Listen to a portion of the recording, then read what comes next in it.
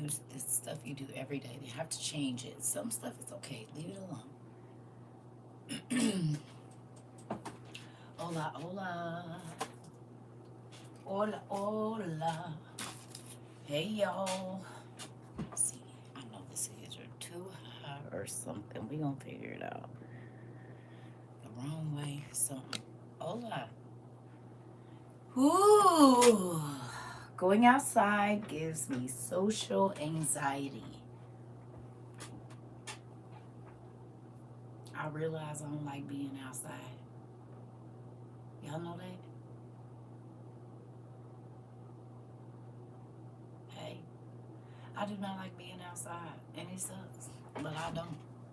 I honestly do not like being outside. I don't know what's going on with this. We're going to figure it out here in just a moment. Hey. Hola, hola. Hello, Miss Isabel. Ooh, I just got through eating some clam chowder, and I was going to make me some clam chowder and cheese toast, but I didn't take no bread out the freezer. Hey, hello. Thank you so much. I appreciate that. Oh, thank you. This is the first time I put some eyebrows on in forever, so right on. Thank you. I appreciate that. Hey, y'all. Hey, Steph. Hey, Brown Bros. Yeah, but I didn't take no bread out, so it is what it is. It is what it is. It is. I ain't even gonna worry about it, you know? What y'all doing? We had a crazy quick class, and then I had to go do some running around. Do y'all know God is so amazing? He will tell you what's going to happen before it happens. Like, I wanted to be back on, thank you. I appreciate that. Thank you. I appreciate that. I need to twist this here, but it is what it is. That's the good thing about locks. You don't got to worry about none of that. If it ain't twisted, it's still done. You hear me? It's still done, even when it's nappy. That's why I love this. This is the best hair I could have ever had in my life. Didn't even know what I was wanting. And once I found it, I do not ever want to go back. Ever. Even if I trim these or start them over, I'm still going to have locks. Hey, Tay. That's the best thing since sliced bread for me. For me. Because I can just get up and go. I did too many hairstyles. I don't want to no more. I don't want to on a comb or nothing. I just need a blow dryer and clips, and I don't even need clips. I can have some bobby pins, whatever you call them things. I just finished watching about bed bugs on Amazon. Don't start, Isabel. Oh, okay.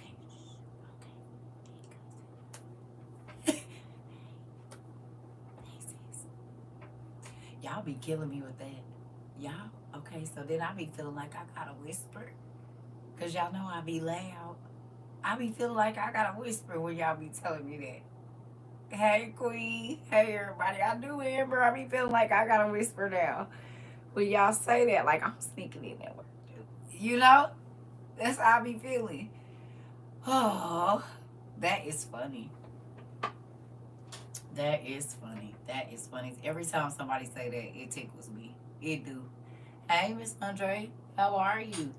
Listen, y'all. So what y'all think going forward? What y'all think about them scanning these kids? Anybody been thinking about that since this morning? I ain't really had too much time to think about it, but it just popped back in my mind. That's mind blowing.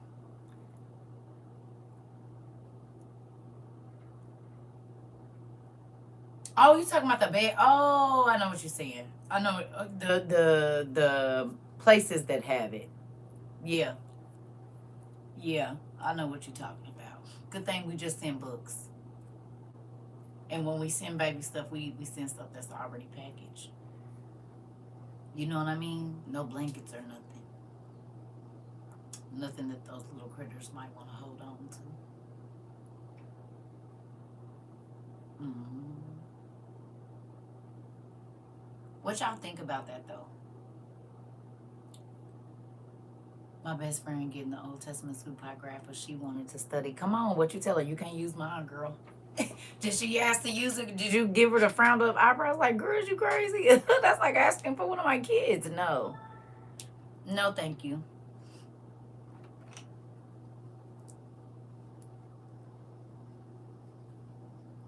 How do you, excuse me. How do y'all feel when people be asking to use any of y'all books? Do y'all get a little irritated when they ask to touch them? Thinking of homeschooling, finna do the research. I know that's right. Oh, thank you. I just got eyebrows on and some earrings. Yeah, and my hair ain't up in a crazy ponytail, and I kind of laid my edges down, but this part I didn't even try. I didn't retwist it or nothing. That's all. This the eyebrows. That's it. Don't even look at them. Hilarious. I get deaf and blind about my books. Queen be ready to fight. I be stingy, so my mama got her own books. Hilarious. Don't ask.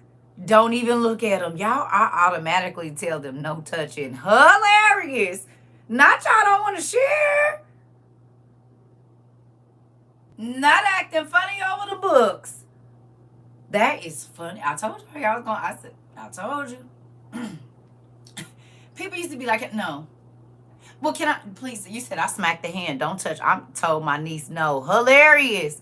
My son has his own bookshelf so he can stay away from mine. I know that's right. Look like you at a museum?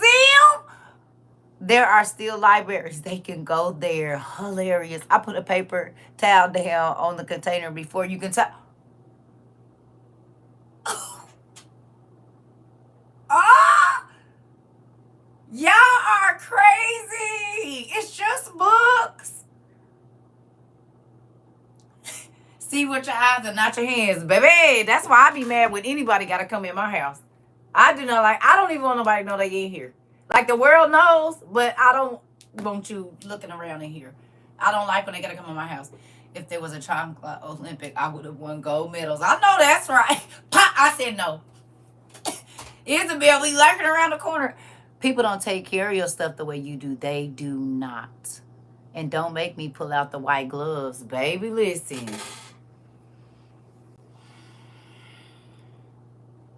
Listen.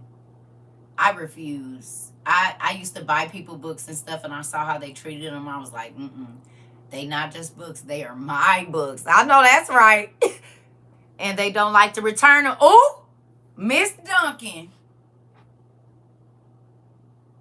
Hey Jamila, I let my son use my first Enoch and I ain't got it back. But the OTP you can't touch. Ooh, I've loaned books and they were not. I know. That's why I don't let nobody cannot know. If I can't get it for you, I'm gonna tell you where to go get it at or find a PDF for you. No, ma'am. No, sir. And y'all gotta think like, hey, Joy. Hey, listen. So this the thing, like. I learned before I ever even had all of these, when I was like 27, I had found a beautiful Strong's Concordance, the dictionary, everything. God let me get it for the low. I think it was like during tax time or something. And God let me get them, so I would take them everywhere I went. Well, I had went home, and my brother was like, yeah, let me see that. He was like, you don't need this. You ain't in church anyway. I said, well, that's funny because you in church and I got them. What'd that say? I'm not giving out my books. If you want to find them, Google is for free. Oh! I'm tired of y'all. I'm tired of y'all already not wanting to share. No. Nah, you can't touch my books. And they don't like what they don't. Listen, I don't care who be mad. No. Save your money. See, this is the thing. Now you see why I be irritated because, one, people don't return them. I told y'all that. Two, they don't take care of them. You'll get your book back. The pages all stuck together because they didn't let some, baby, they don't have to be important to you. But all the people that I know that I wanted to sit and talk to, whether it was church or not, they had a lot of books. I let my mom borrow my lost books and she won't give it back. I just bought another one. I told y'all. And y'all was saying, no, they're not. Yes, they are. Because once they see, thank you. Once they see how much it changed your life, they want some. I told y'all. People be like, oh, why are you reading that? And then be asking me all kind of questions and I can answer them. Well, where you read that at? Not that you got an attitude and I'm answering your question, Raggedy. I'm not letting anyone borrow my books. I know that's right, and I wouldn't. Honey, what took the cake is when that young lady told me somebody broke in her car and stole hers. I said, you have got to be, and that was at the height, if I'm not mistaken, of like the OTP going all on the internet and stuff. Somebody broke in her car and took hers. I said, now that's a new one. Not breaking in your car to steal the book. I seen them books on the internet. You said, what books? There's nothing to see over here. For real. My dad won't even talk to me about God no more. Laugh out loud. I'm not accepting no lies when I got proof. Uh-oh. Yeah, Queen. Somebody took them out her car. I said, oh. Sorry, my brother. Get your own. I know that's right. I'm not selfish about much, but nobody touches my books. Ooh. I'm going to write the book of Mind Your Business. It's page 1. The only word in it is no. You know what? Hilarious. But guess what? Because when something becomes valuable to you, it don't matter if it's not valuable to somebody else, but it don't become valuable to them until it becomes valuable to you. They saw y'all carrying them books and not having time and post. They see what you post on your other social media. Don't think they not talking. When you started talking about preparing, they all start. Did she call you too, girl? Yeah, bro. Did he call you too, man? He keep talking about the end of the world, nigga. Don't nobody want to hear that right now, nigga. Where the hoes at? And all the little stuff y'all was posting on Facebook and little bitty this and that or big this and that, whatever. Just little things that they act like they wasn't paying attention to. Now they want to know how you knew before it happened. Well, you see now. Remember them books I was telling you about that you didn't want to hear about? Yeah, that's where the information is. It's in there. That's how I know. Thank you. That's how I know. That's how I know where it is. I was looking for you earlier. Again, no notification. Glad I scrolled up. Yep, they playing. We already know. That's why I be trying to tell y'all. I'm not. How many people now that probably thought you was crazy in 2022 are now trying to find the information that you have? I said, they don't think it's valuable, but what we got right here, valuable. Valuable. You said a lot. You hear me? Hey, Pumpkin. Hey, Kiva. Listen. I don't know. I cut most of them off. Okay, yep. Well, you in your cocoon phase. But for those that do have to talk to people, I know it's people coming. Got reported on Facebook. I can't post for a while. They reported you? Isabel got reported on Facebook. She can't post for a while. Hilarious. You said a lot. You said I knew nothing of these books at all. It's a lot of people that did it. Hell, I didn't for a long time either. And somebody tried to tell me about them in 2010, and I was like, you're a liar. And then in 2011, I stumbled on something, and there it was. And I was like, wow, well, interesting. Hey. Interesting. Very, very interesting. I said, oh, okay. Guess she did want me. But they was like a Egyptologist person, and he started talking about he was a guy. So I was like, yeah, I'm not listening to nothing you have to say. I'm not listening to nothing you have to say, sir. I just post on stories. Surprise, surprise. You know what? Listen. This is my thing, though. At my appointment today, I was like, yeah, it's crazy how, like, when you want to share the truth, they don't want the truth out. But if you sharing something that's not true or something that's going to make people crazy, I'm curious, why do you think the Holy Spirit is female? He will teach you all things and bring you all things. What is the Spirit? What does the Holy Spirit bring you? He is the Spirit. The he that is talking about is God. The female part of God is wisdom. And it's a she. The Bible always talks about wisdom as a she. What does the Holy Ghost bring you?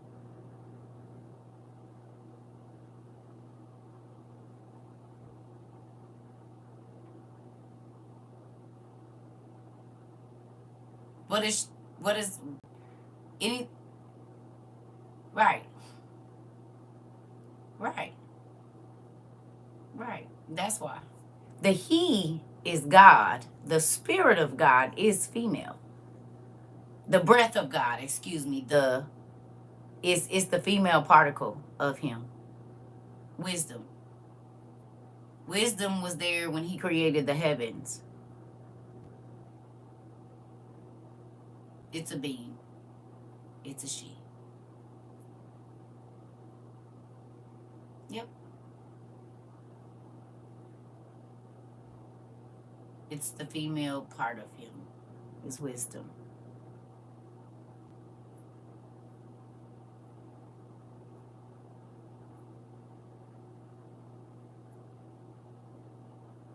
Yeah.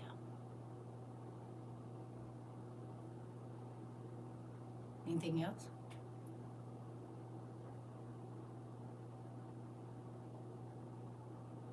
Hey?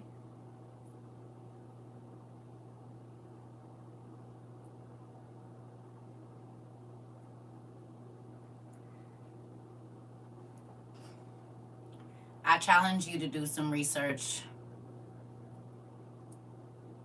Just do some research. And I don't want to tell you what books because I want God to lead you to it so that you can know it for yourself. Just do a little bit of research outside of just the Bible and ask God to lead you to the information that you need and so that you can come to the conclusion that you need to come to. Yeah.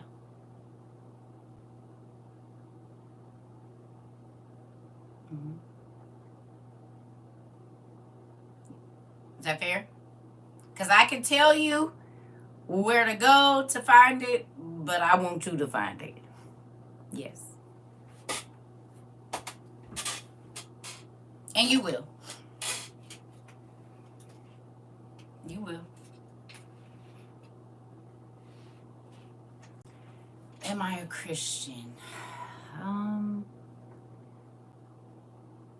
I serve the creator of everything that you see and don't see. I don't have to label myself a Christian or a Baptist or a Methodist or a Presbyterian, but I do believe that the creator put his son into a fleshly body, the Christ, by whatever name you know him by. But I don't put a term Christian on me because like Abraham and Moses, they weren't deemed Christian. They were just followers of Christ, even though he wasn't here yet. So I'm kind of like on that type thing, you know?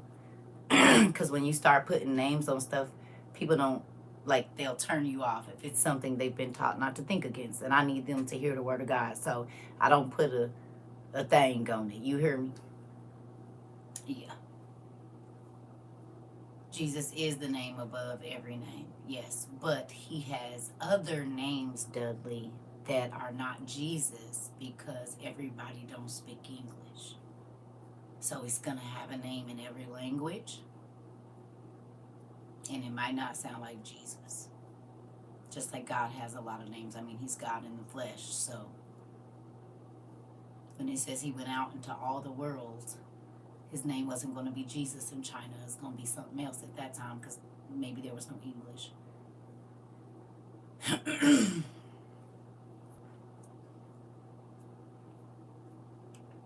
Okay, so let me ask you a question. How long has the J been here, honey? How old is the English language?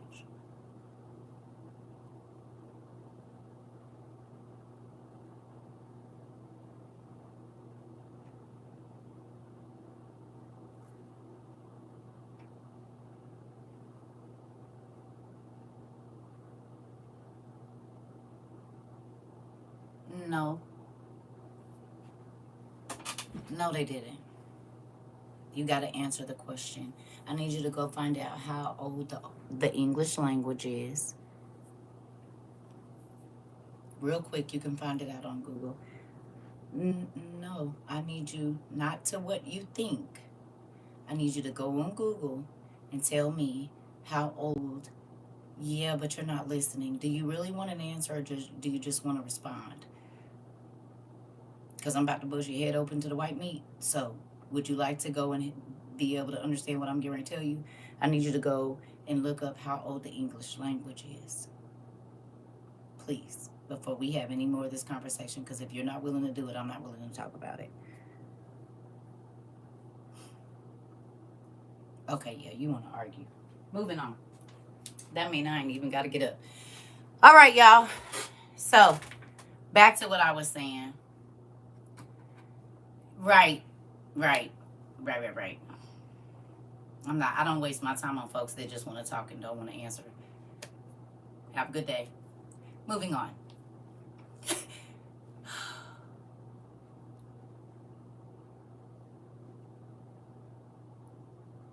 It's about 1,600 years old. Is it? So before the Jays came in, and see, folks will say stuff like that, and then if you go to this book here,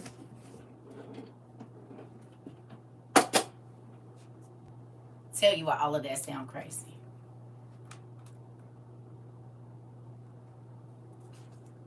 See this? You see this? You see this? I'm about to show you something. I might have to use my other one. Let me see. Because I think they... Oh, no. Does that look like Joshua to you? Does that look like how we spell Joshua? Do you see? You see it? That's not an S. Okay? And if you go and read, not this version, right? They use F's, like for frog, for S. Okay? So when you go to the old Bible, it is hard to read because the letters that they use now for Joshua were not the letters that they used in 1611. Do you understand? It was S's in places for S, and they used different letters just in the 1611. So if you get this and go and try to read it, it's not, and even this one, with this one that I have PDF copies that don't look, they're not even this easy to read because the letters was different.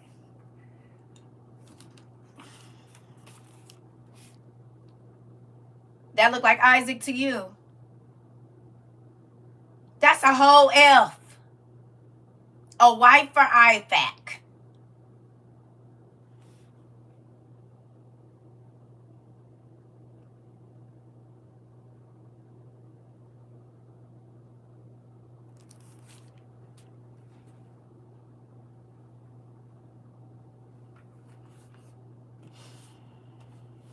The Ethiopian Bible.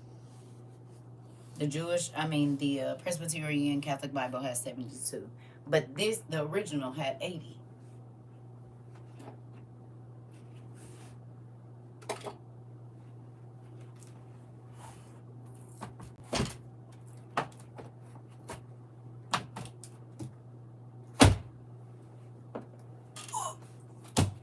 This has 80 books of the Bible.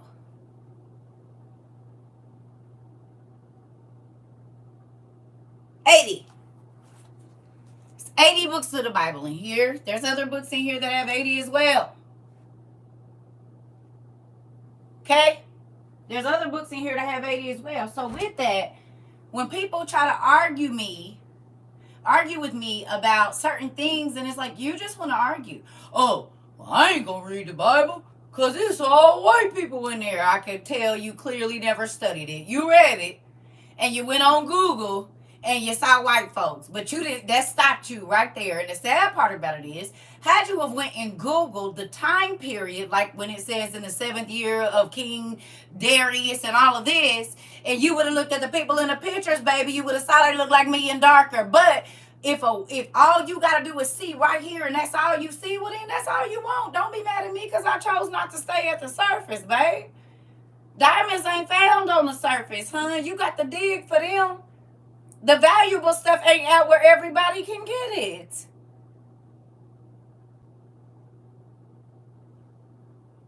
Get a map the next time you read the Bible before you just spout out some crazy stuff. YouTube and Google, I'm not Google, YouTube and even Google. That's why you got to get your butt up and go to the bookstore. Look for the old books, not what somebody's view of them is. Actual books that you can look and they were interpreted however long ago, and this might be a newer version of it. Don't just stop right there. Like, do whatever you want. Just don't do it over here. You can or not. Just don't do it over here, please. Go over there. If you don't want to learn and you're just a person that asks questions to argue, you're going to hate me.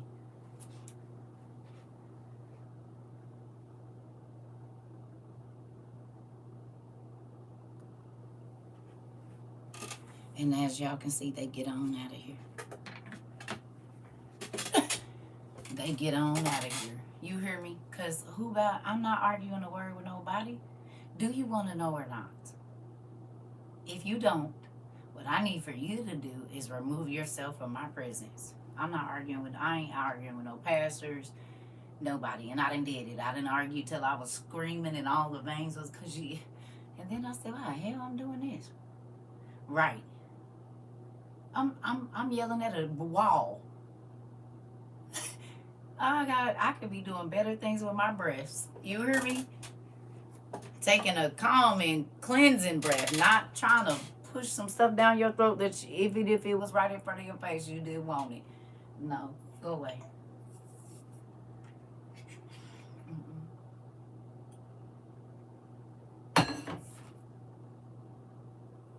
Oh, thank you. I appreciate that.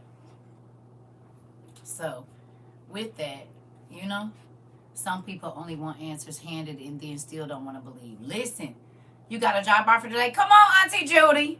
And did. Congratulations. Y'all, Auntie Judy got a job offer today. And did. And did.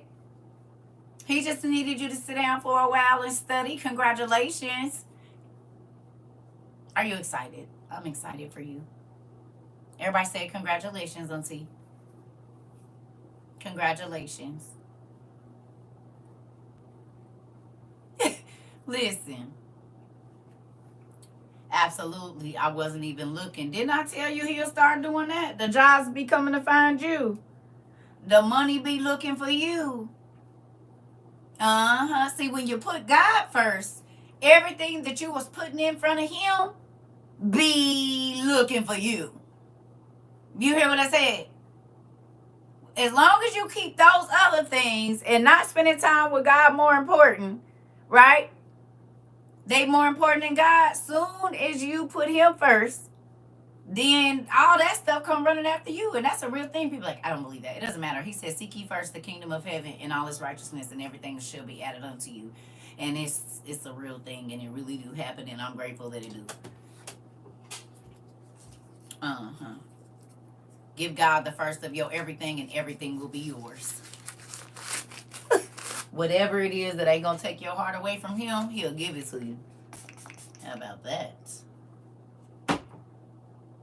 In real life, I am a living witness. So I'm proud, Auntie. I'm happy for you.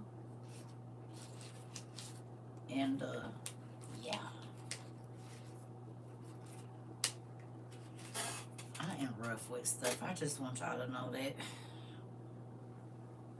I can be dainty sometimes, but most times, rough. You hear me? Rough. Auntie, this the thing. I just be thinking about, like, we are blessed.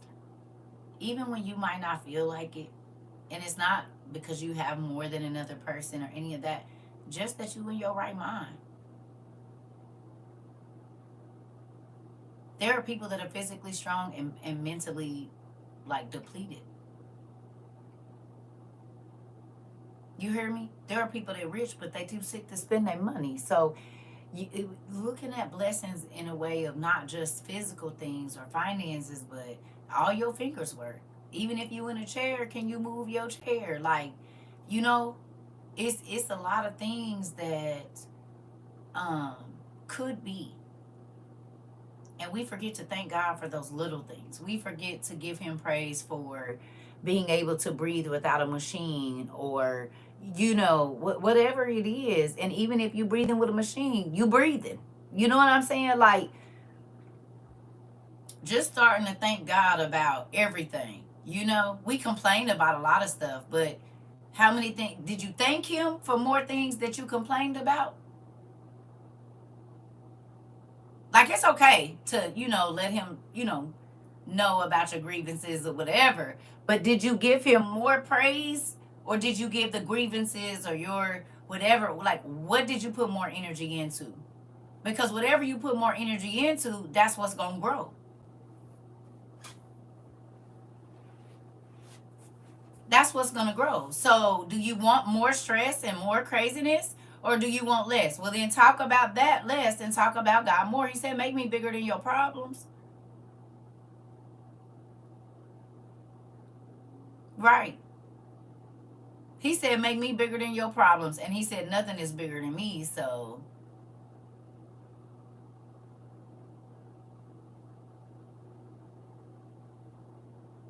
and sometimes that can be hard to do. A lot of times it can be hard to do.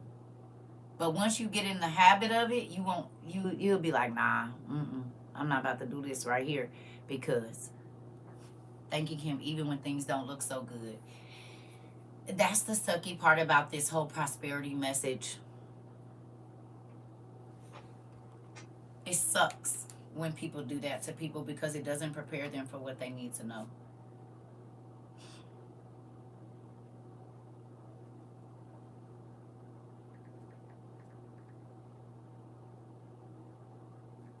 Well,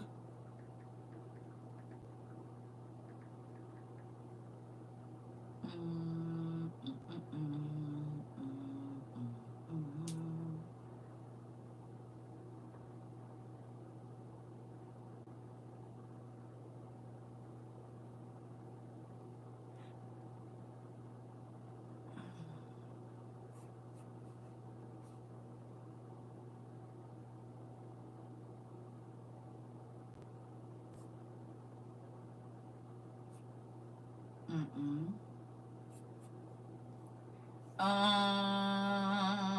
mm, give me a second.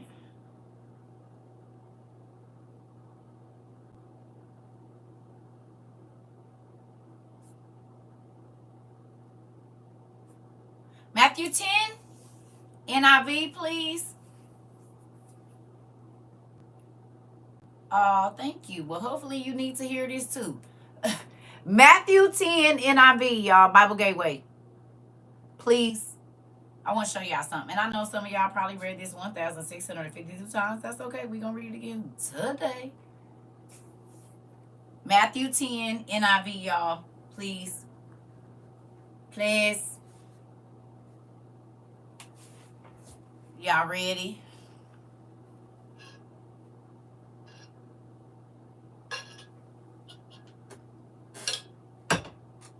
I've been dehydrated too.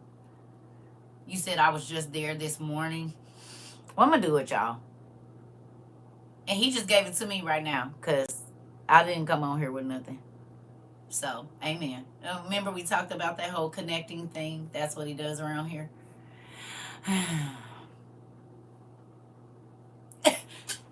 Well, one thing you going to see at WOIU, thank you, Jesus, is unity and connection. Because, baby, it be every day.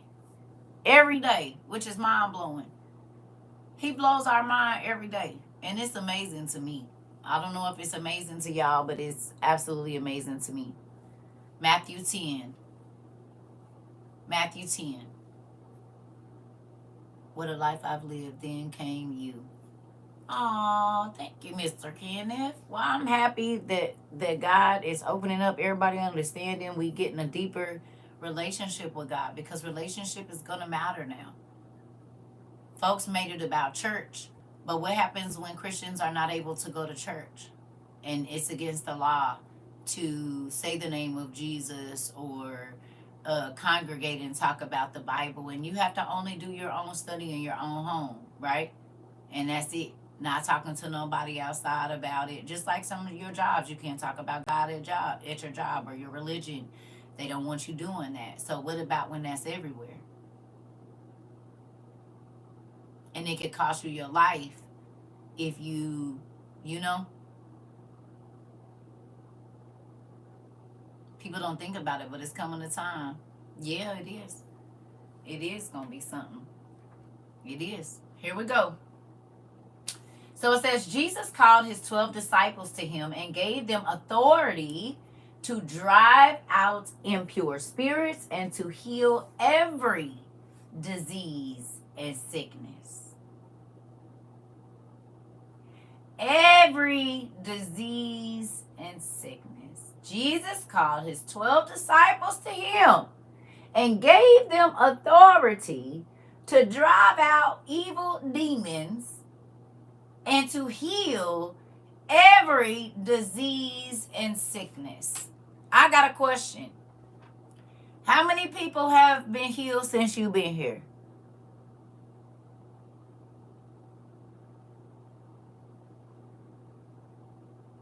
Anybody not on medication and yet you doing better? Or you not taking as many different things, your babies, anybody?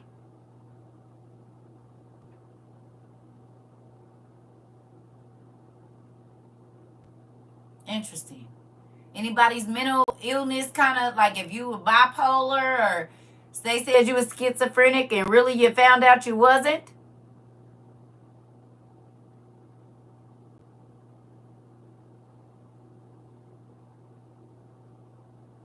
Where you used to claim bipolar, you realize you just didn't have control over yourself. And once you gave yourself to God, he gave you control. Interesting. Okay. Okay. Ooh.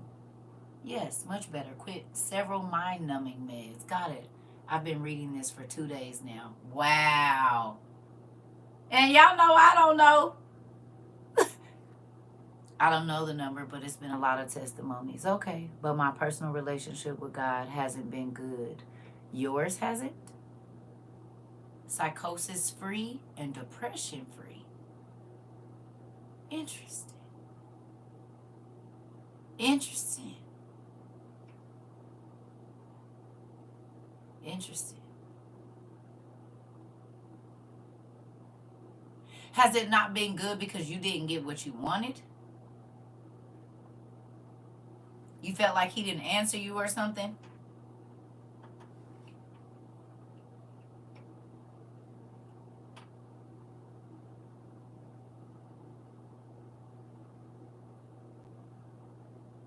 Or you haven't been faithful? Because he always faithful, even when we don't deserve it. Oh, yeah, you are. I mean, I'm not saying you are right, but no thank you. Um, well, it's a time and a place for everything. Sometimes he want to know if you learn what you read. It's a season for everything. Anything that you learn in school, you have to use it once you leave. So you got to do that whole learn and then see if you actually learned anything. The test comes. It's like pre-test, post-test type deal. Okay, you'll be all right. Just keep going at it. All right. So it says, these are the names of the 12 apostles. First, Simon, who is called Peter, and his brother Andrew, James, son of Zebedee, and his brother John, Philip and Bartholomew, Thomas, and Matthew, the tax collector, James, son of Alphaeus, and Thaddeus, Simon, Simon the Zealot and Judas Iscariot who betrayed him. Interesting. Always a hater in a bunch.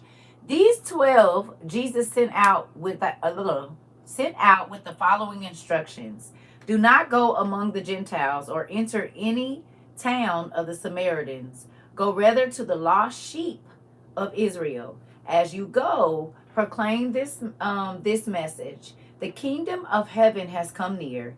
Heal the sick, raise the dead, cleanse those who have leprosy, and drive out demons. Freely you up.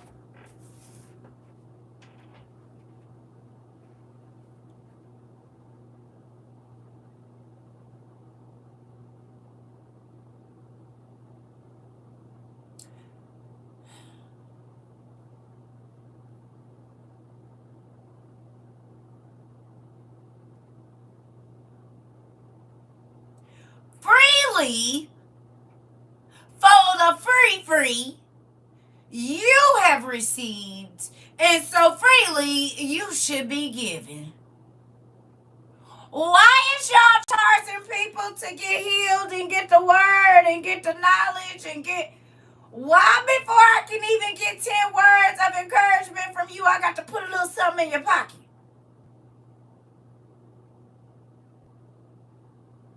You got it for free.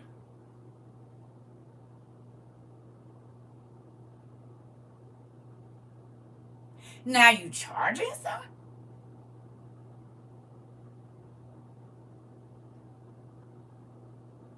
Why do I hear your Cash App before I hear any scripture?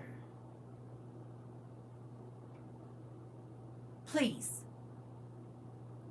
Please tell me why. I know your Cash App before I even know the subject of the message.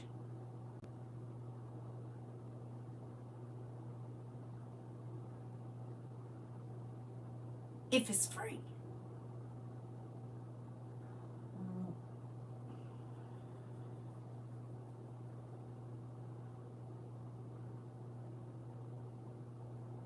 Why will I only know the message after I've given you money?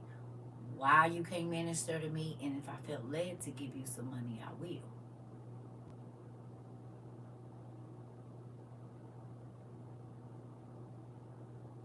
Paying for a prayer cloth. Right.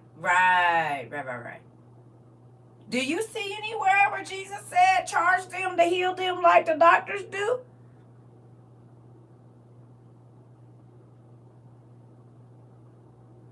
Where in there did Jesus say, charge them to heal the sick, to raise the dead, to cleanse those that have leprosy, or to drive out demons? Where did he say charge them? Show me.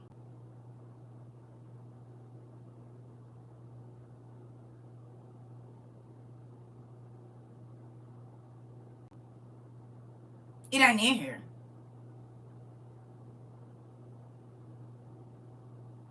And now y'all understand why people say, oh, do you do private sessions? Not for no pay, I don't. Not for no pay. Like if God tell me to talk to you on the phone, then he just tell me to talk to you on the phone. That's how that's going to work. I'm not going to charge you for that.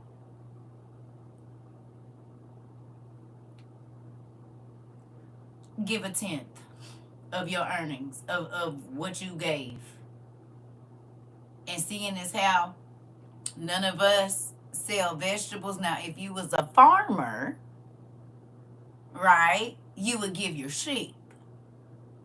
But y'all don't work on no farm and you not a farmer. So then what is your increase? Give a 10th of your increase. What is that? Your increase is your money.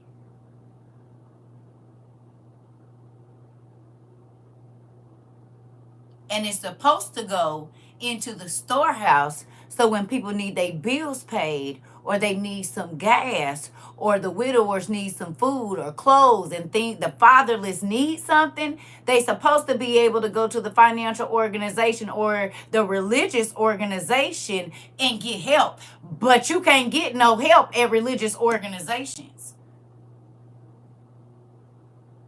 You supposed to be able to go there and get your rent paid or at least a portion of it. No, it's the truth.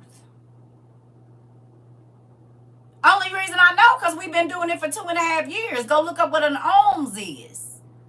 You give your alms for the poor, for the people in jail, for the motherless, the fatherless, the husbandless. That's what you give your tenth for. So that the church okay. Evidently you want to argue, and I'm not going to do it with you. Because first of all, I don't ask for no money. So we're having this conversation. But when you teach, and if you telling what God is telling you to say, you don't have to worry about nothing. You don't have to worry about it. Because God will send people to bless you. But I mean, you don't have to give God your money. You don't have to do nothing. That's your issue. But the people that have done it here, and even if they don't send it to me, they give it to the homeless. They give it to their buddies that need help with their rent. And they have seen the increase that he talked about. A lot of people get mad and they be stingy. And they don't want to follow the laws. And then they wonder why they don't get the blessings. They have to work 3 times as hard and be mad at the person that don't. Like in real life. But if you give the way God told you to give, he don't do nothing but give you more to be able to give away. And then he'll start having people bless you where you ain't even got to spend your own money. Like, it's a win-win for me.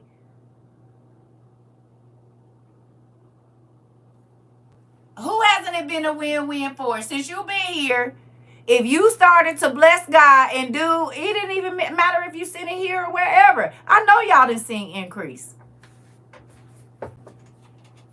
I didn't watch it happen too many times, and I'm talking about way before here, honey. I told y'all about my ex-husband. He had never made over $35,000 a year, and when he married me and I started paying tithes on his money, he went almost to $100 and some thousand a year, baby. And that's why he left, because he had made the most money he had ever made in his life. I'm not new to this. I'm true to it.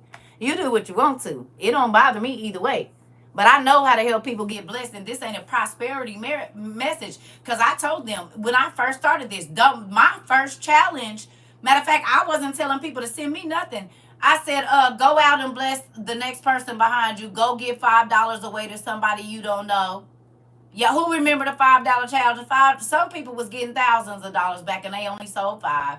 I don't ask for no money here. So whatever that is, you said your light bill still cheap? Oh, okay. Still cheap. Oh, okay. Oh, okay. I'm not arguing what I know now. You do what you want to do with yours, honey. I know what I do with mine. And he's continually multiplied it. So, no. Argue with whatever you want, honey. Because he'll stretch that little money out, babe, and have you having stuff in your pocket. You said I get more random blessings. Come on. I ain't trying to. Thank you, Dad, for telling me the rules. It's okay to ask. Where he tell you to ask? I've been doing this 2.5 years, and I was ministering before that, and I did not have to ask. I promise you. I didn't have to ask, and I still don't. You don't have to. If you saying what God tell you to say, you won't have to ask for nothing.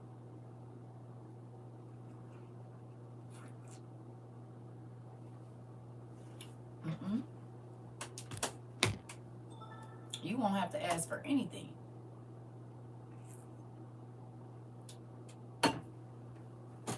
And I'm not just talking about on TikTok. Where in the army do they send you somewhere and then tell you to go work for somebody else to get more money? If the army send you somewhere, they're going to pay for everything you need while you over there. You're not going to have to pay for your needs. Your needs are going to be met. Because you're in the army. And they pay when they send you on assignment. And you got to go somewhere. They supply your food, your housing, your this, your that. I'm in the army of the Lord, boo. As long as I go and do what I'm told, baby, you going to take care of it. What do you mean? No. As a matter of fact, I turned down more money than no.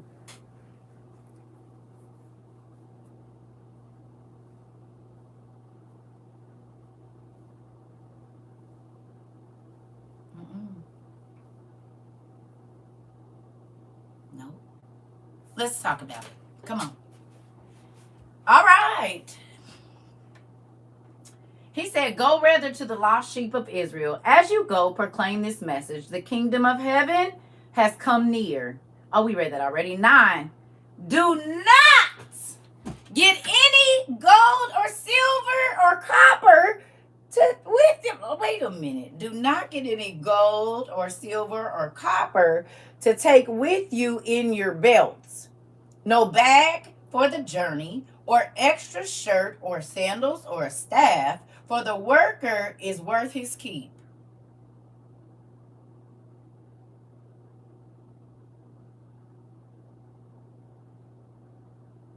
I'm not taking bare minimum.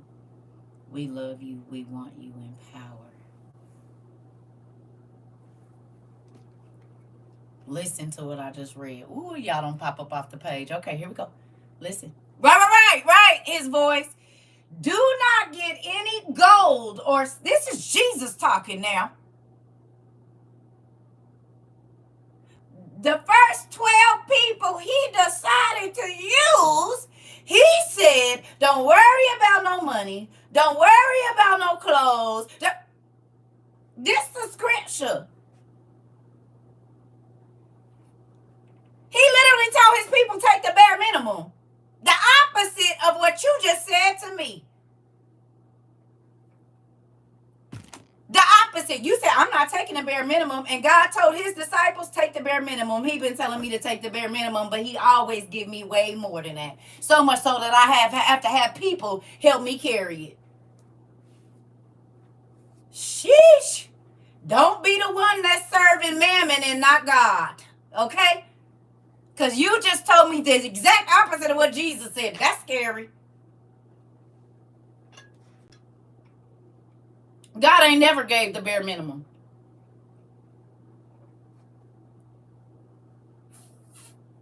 Not ever.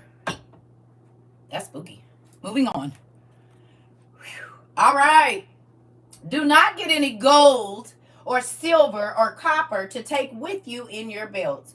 No bag for the journey, or extra shirt or sandals or a staff, for the worker is worth his keep. That means if you work, you ain't going to have to worry about it. Asking and worrying about living the bare minimum. Because God said, if you do what I say, nothing is off limits to you. He'll give you better than what you could even think to ask for and have. Moving on. All right. Whatever town or village you enter, search there for some worthy person and stay at their house until you leave. As you enter the home, give it your greeting. If the home is deserving, let your peace rest on it. If it is not, let your peace return to you. If anyone will not welcome you or listen to your words, leave that home or town and shake the dust off your feet. Ooh, honey, I done learned that. Truly, I tell you, it will be more bearable for Sodom and Gomorrah on that day of judgment than for that town.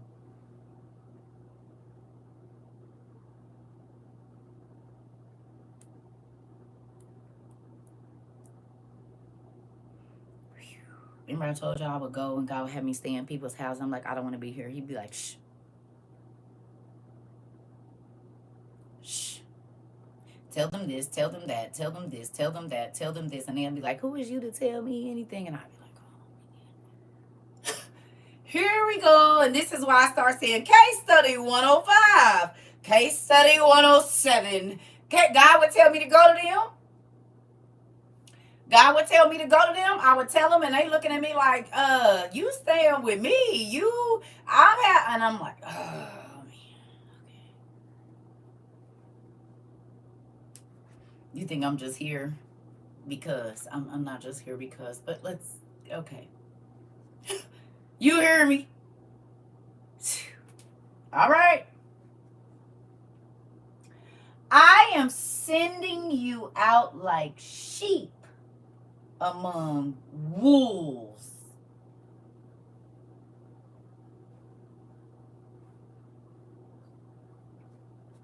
Have you ever saw a pack of wolves hunting sheep? or any animal for that matter.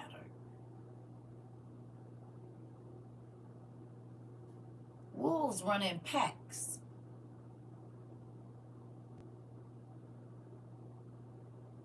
And if they can circle one thing and rip it to shreds, they will.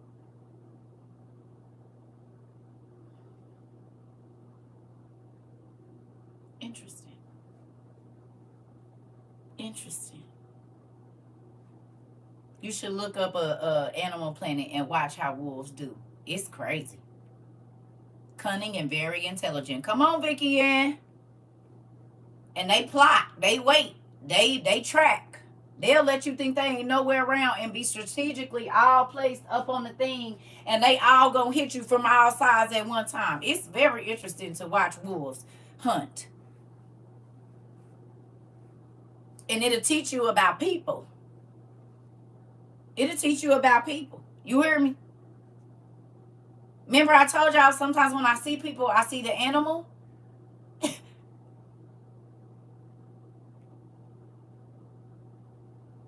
Wolves let you run and get tired and then get you. Come on.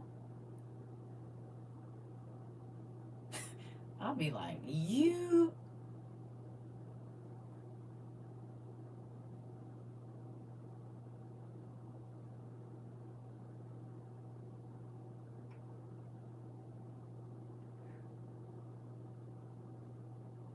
Listen. Grim. Yep. That part. Wolves in sheep clothing. And do. And do. So come on. He said, therefore be as shrewd as snakes. What is the definition of shrewd?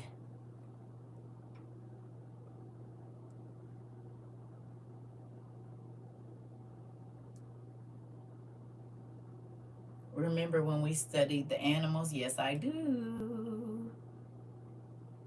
Cunning.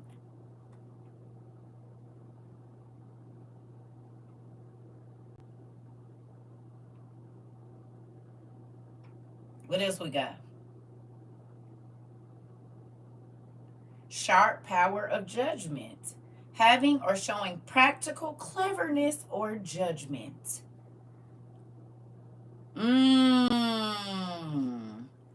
How many times has CERCA told y'all I need y'all to be sharp?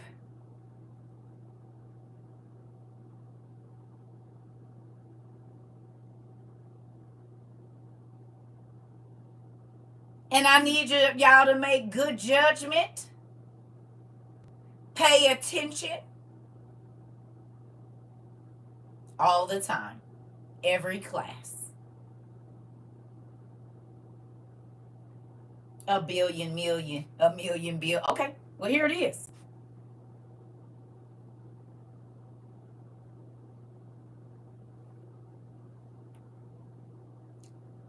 I say I need y'all to be sharp. I need you to be... I need you to make good judgment because you might not have time to make a second one. I say this all the time, but Jesus said it too. Just because you're Christian don't mean you got to be stupid. As a matter of fact, I need your intellect and your intuition to be on 10,000 always. Because I'm sending you out here among people that will ravish you, I'm talking, like wolves will do a sheep.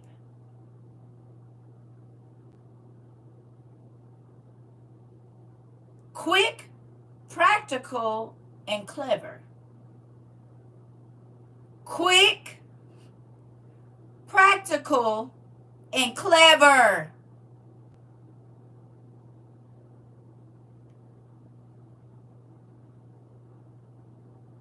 Are these not three things that we talk about? Ain't that, we talk about that all the time. Getting it quick, understanding so that you can apply it, and paying attention to who's around you just in case you need to maneuver up out of a situation. Come on. Come on. It's a real thing that just because you're a Christian don't mean you gotta be Read the room, Auntie Judy. People want you to be stupid because you're a Christian or you follow Christ or you whatever. They want you to be an idiot. And this is why people get mad. Didn't I tell y'all? This people don't like. They used to seeing a person with 5 to 10 books behind them talking about the Bible. Well, you don't read nothing else. Okay, well, come say that to me. Which wisdom, knowledge, and understanding. That's right. You hear me?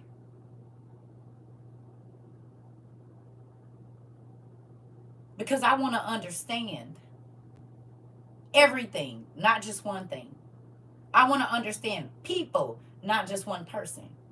Because the more that you learn about the world and how it works, and the more that you learn about people, the more you learn about how God works. Because he made every person, whether you like them, whether you think they're cute or ugly or whatever, he made everything you see. And so the only person that you can question and get answers about everything that you see and the things that you don't, but you feel, is the person that can see everything. The seen and unseen.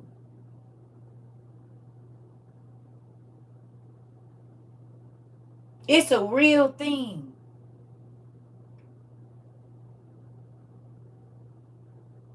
God do not want you to be jellyback. Okay.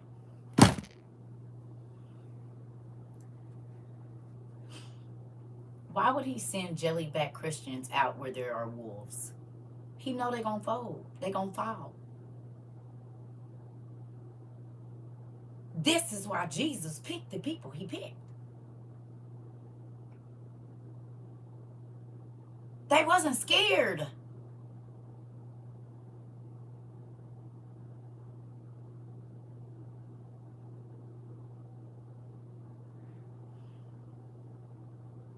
They was warriors, or at least could train to be one.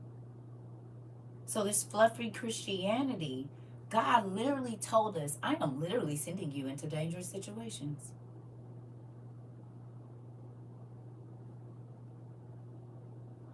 I'm sending you out like sheep among wolves. Equates to you are not going to hurt anybody, but they going to want to hurt you.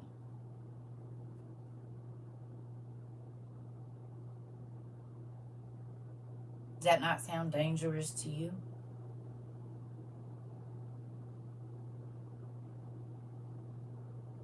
Sounds pretty dangerous to me. You gonna throw yourself in the middle of a pack of hungry wolves?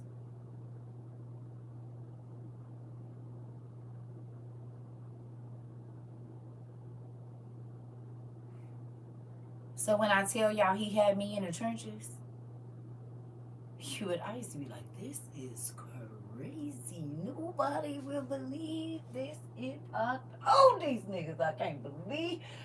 Okay. You got me? Because you brought me here, so do you got me? Oh, you do.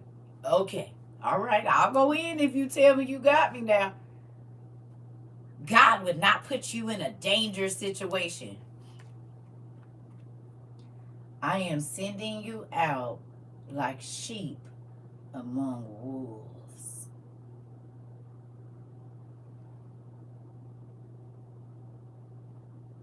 Right.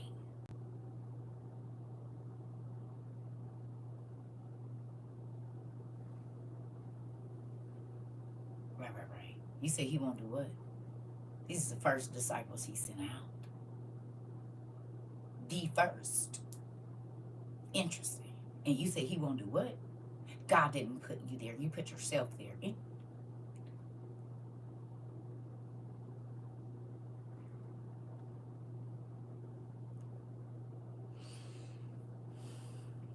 So then when do you know that he can protect you in a dangerous situation? If you're never in one. When do you get that proven in your life?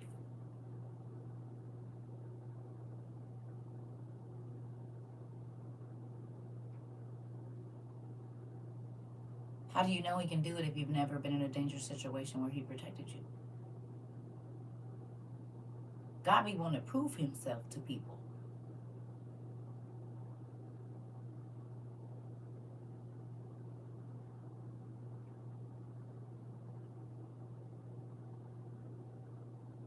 You don't know.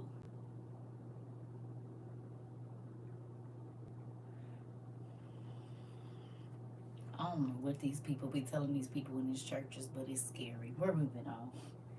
Therefore, be as shrewd as snakes and as innocent as doves. Don't hurt nobody. Be on your guard. Be on your guard.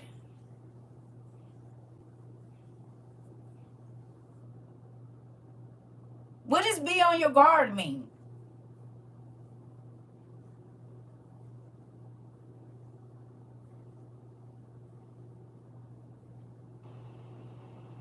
What does that mean? Be on your guard. Don't get caught slipping. Be aware. Be prepared. Pay attention. Be watchful.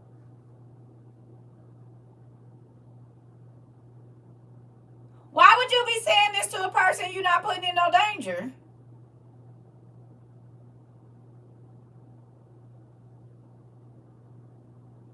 It says pay close attention usually for the purpose of anticipating approaching danger or opportunities. Pay close attention usually for the purpose of anticipating and approaching danger or opportunities.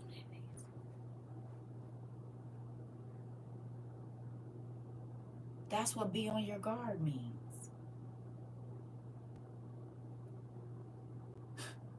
Something is coming.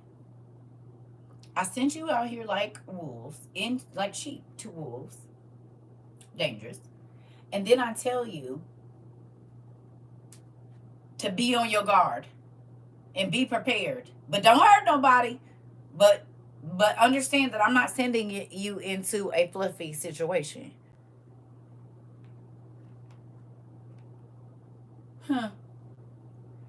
You will be handed over to the local councils and be flogged in the synagogues. Can you please tell me what the definition of flogged is? What is the definition of flogged? Please tell me what the definition of flogged is. What's it say? Right, but what's the definition of it? Beaten with a whip. Beaten with a whip, as in a whip to strike repeatedly something long, thin, and flexible. Repeatedly. What's a synagogue? Tell me what a synagogue is. Please tell me what a synagogue is. Please tell me what a synagogue is. Please tell me what a synagogue is. A church.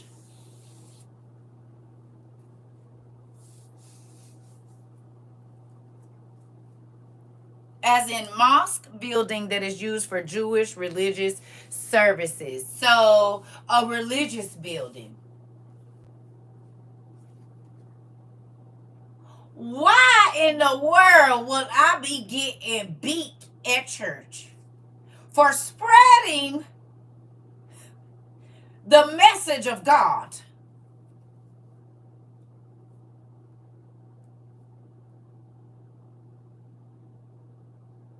Hello?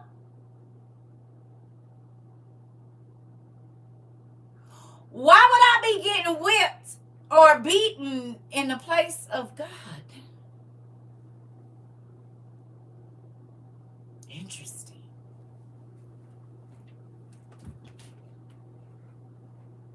Repeatedly. He said, I'm sending you out. Okay, let's go.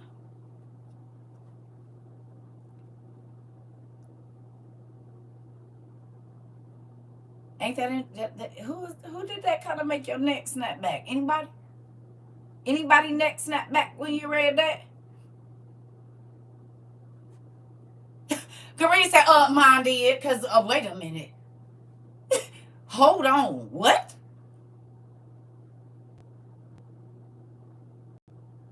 right. Why would I be getting whipped in the church? Make that make sense to me. Jesus said it, not me.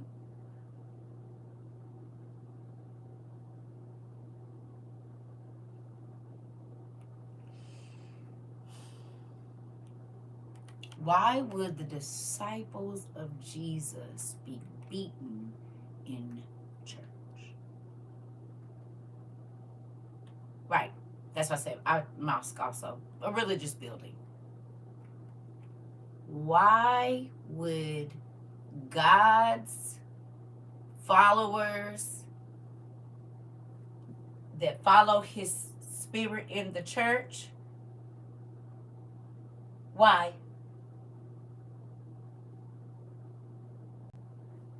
But hear me. This is God in the flesh. You agree? This is God in the flesh. Okay? Why would a place that is designated to God, whatever Allah, whatever you call him, whatever,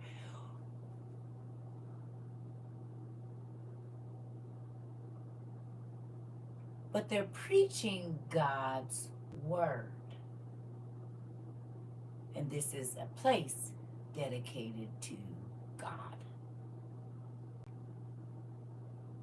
They, to the world, are the representatives of what people of God act and look like.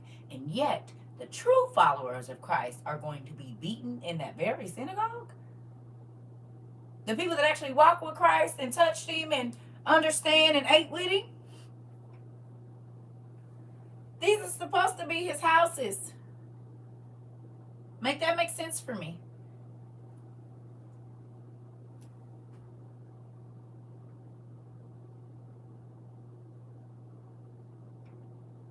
The true followers of God were going to be beaten here? Interesting. We'll move on. I just wanted to, it's right here. They ain't my words. It's Jesus. On my account, you will be brought before governors and kings as witnesses to them and to the Gentiles. But when they arrest you, do not worry about what to say or how to say it. At that time, you will be given what to say. For it will not be you speaking, but the Spirit of your Father speaking through you. Brother will betray brother to death, and father his child. Children will rebel against their parents and have them put to death. You will be hated by everyone because of me. You will be hated by everyone because of me.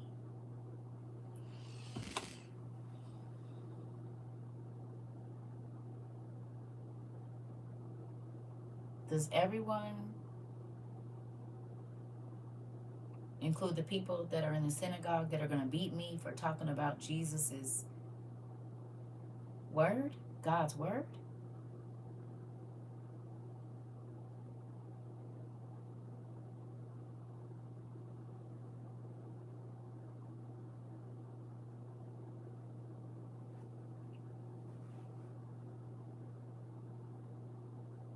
That makes sense to y'all?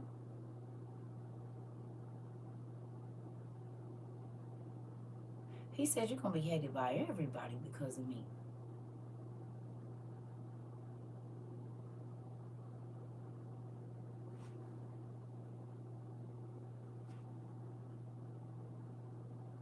Who is everyone?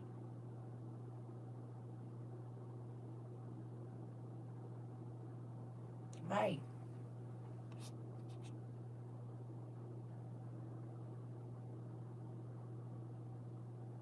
Wow. Oh, right. Yeah. Okay. All right. But the one who stands firm to the end will be saved.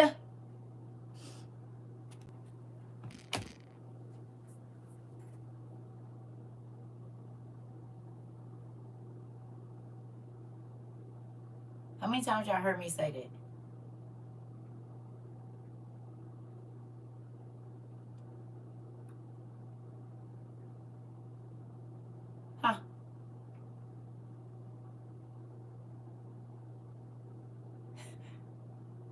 You're not saved until you endure to the end.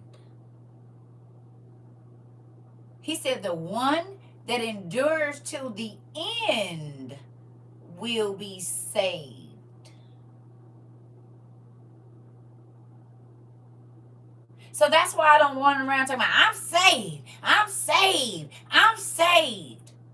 Because technically, you're not completely, you're working towards perfection, but technically, until you've reached the end, he said the one that endures to the end. What's the end?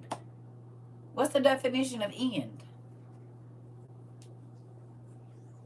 What's the definition of end?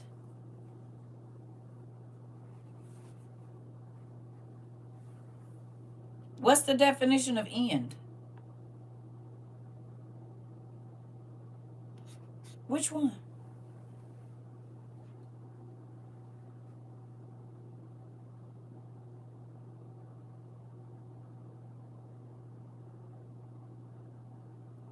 Judgment.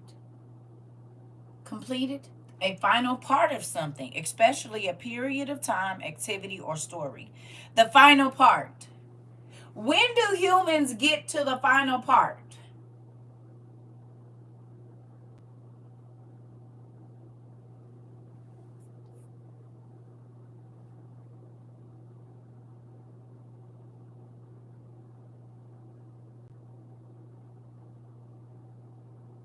Death.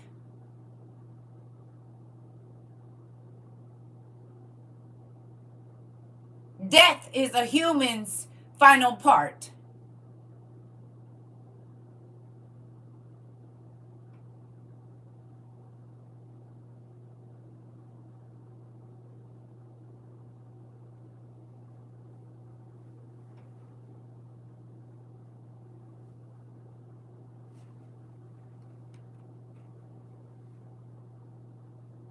You will be hated by everyone because of me, but the one who stands firm to the end will be saved.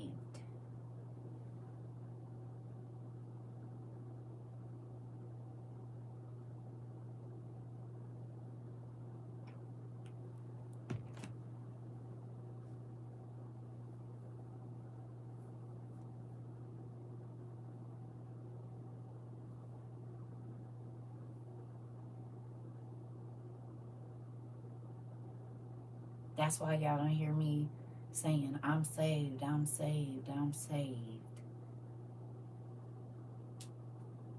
Because I haven't made it to the end yet, so I don't know if I got it or not.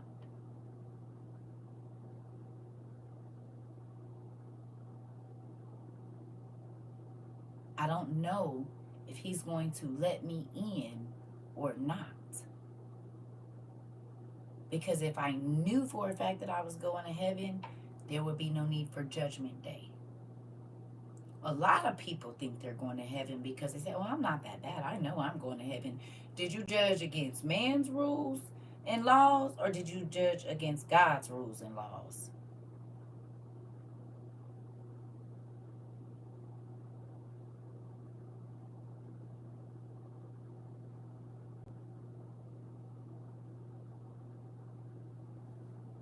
Because if you're judging off other people, oh yeah, everybody could say, oh, I know I'm going to heaven. But are you judging against God's checklist is the thing. And there's the thing. That's the only checklist that matters. It doesn't matter if your pastor thinks you're saved, your parents, your husband, your wife, if God doesn't. And you won't know that completely until he opens your book and judges according to his checklist, not humans. If that were the case, why does it say that there are going to be people that are going to say, Lord, I prophesied in your name, I cast out demons in your name, and he going to say, go away from me, you work of iniquity, I never knew you. Well, I don't know anybody that's not claiming to be saved that is talking about casting out demons and that type thing. I don't know anybody that's not claiming to be saved that's doing that. So who are the people that he is going to say, go away from me, you worker of iniquity, I never knew you. Because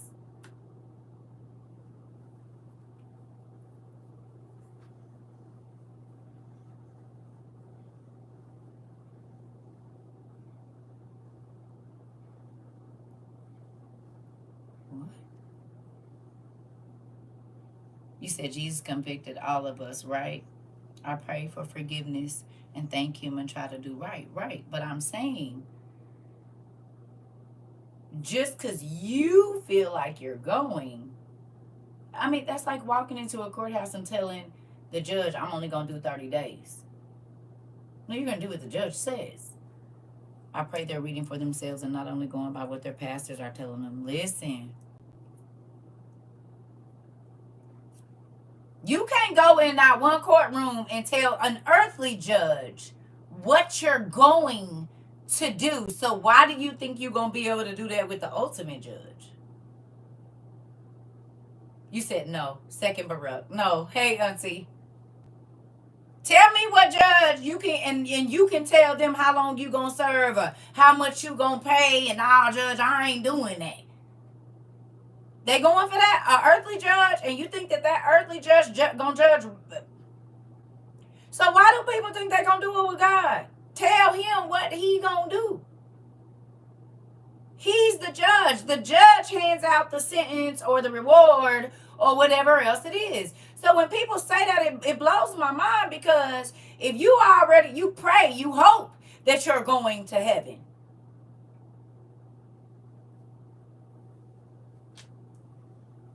Can you describe God? Because if you have a personal relationship, can you describe him? What do you mean describe him? His word describes him. Loving, kind, strict at times, long suffering. What else you need? A protector, a provider. What you need? They think he fluffy. I'm trying to tell you, he is not fluffy. He is not fluffy at all. At all. And it's scary to me because people have let this prosperity, fluffy doctrine make them think that God ain't gonna bust them in bust their chops, and he is. But this is why he said it's gonna be gnashing of teeth and all of these things. People gonna be screaming because they can't believe. But think about, okay, and we've talked about this before. Okay.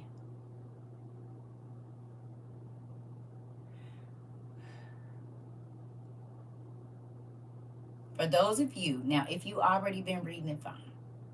But for those of you that have now read a lot of the lost books of the Bible and even really got into a deeper study of the Bible that you always had, and seeing things that either are not there or that are there, that, and you didn't have this Bible your whole life, been in church your whole life, do you think that you could have possibly been one of the people that got to the gate and just knew you was going, seeing as how pastors are selling plots in heaven and stuff? Do you think you would have got to the gate before now and been maybe a little saddened from what you knew before about what you thought you knew about Christ or God or walking with him? You think, be honest. Because I know for a fact, if God would have came back prior to these studies that I have now, baby, I'd have bust hell wide open. Because I just thought it was going to church, and as long as my pastor wasn't calling me out, that I must have been right with God. And God said, you never asked me, because I would have told you. As a matter of fact, I got a whole list of stuff. That's why you don't feel joy inside. That's why you don't feel happiness inside. That's why even though you can put all of that on with the hair and all of that, you still having these issues over here. You said I would have passed out. Okay. So that's why when people, like, it's like pastors preach people into heaven, but you don't know if they made it to heaven or not, because Judgment Day hasn't made it here. They're no longer on this plane. They're in a heavenly plane. But where they are in that heavenly plane, you don't know. I know they up there rejoicing with God right now. Well, that's interesting because he said don't nobody get into that other place, paradise, until judgment day. It's a few people that made it in prior to, but everybody else got to wait. So what is you talking about? You said churches don't preach about sins because they want more of your sin offerings.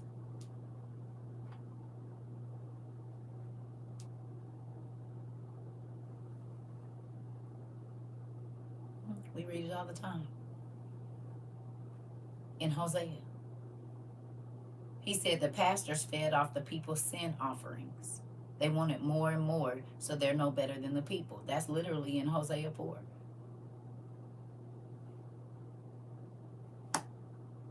He said they refused to learn. That's why he's rejected them as being his pastors. This is literally in the KJV. You hear me?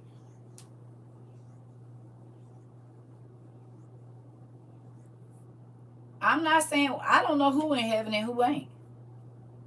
Because ain't nobody in the garden yet. Those doors have only been open to a few people. You see what everybody didn't get to go, and that ain't open to the public just now. It's like the VIP. Y'all get to log in and get to the, and set up and have your little drinks and stuff before everybody else get there. And then the regular party start at 12. Y'all got in at 10 and had food, ate, had a little live band. That's what a few people was. Everybody ain't invited. Then they open up the gates to everybody else and all of that. And that's where we at right now. It's a few folks that then got in there and they having the little VIP. They didn't got to spend more time with God and, whatever. But us, not yet. Because this is the thing. This is the thing, y'all. This is why God tell you to study the word for yourself and to look into it for yourself. We hope and pray that every one of our family members, that we go. But the truth of the matter is there is judgment day because your actions will be weighed, and that is what is going to decide where you go. How many of those things are under the law of forgiveness or repentance or whatever? You understand?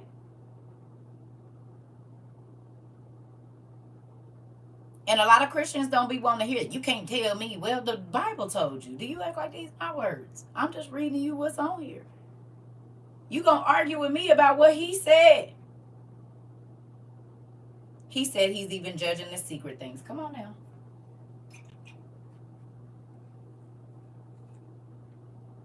And he said everybody is gonna be judged at one time. So what is you talking about? Judgment day ain't here. I gotta run to the bathroom, y'all. Give me a second. Ooh.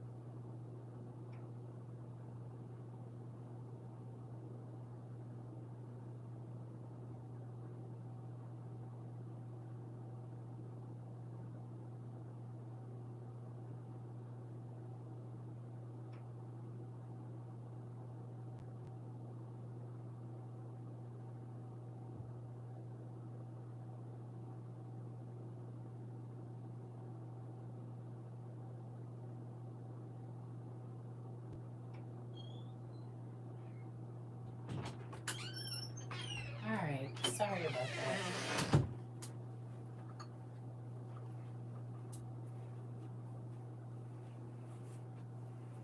Listen, I know a lot of the stuff I say be like, ooh.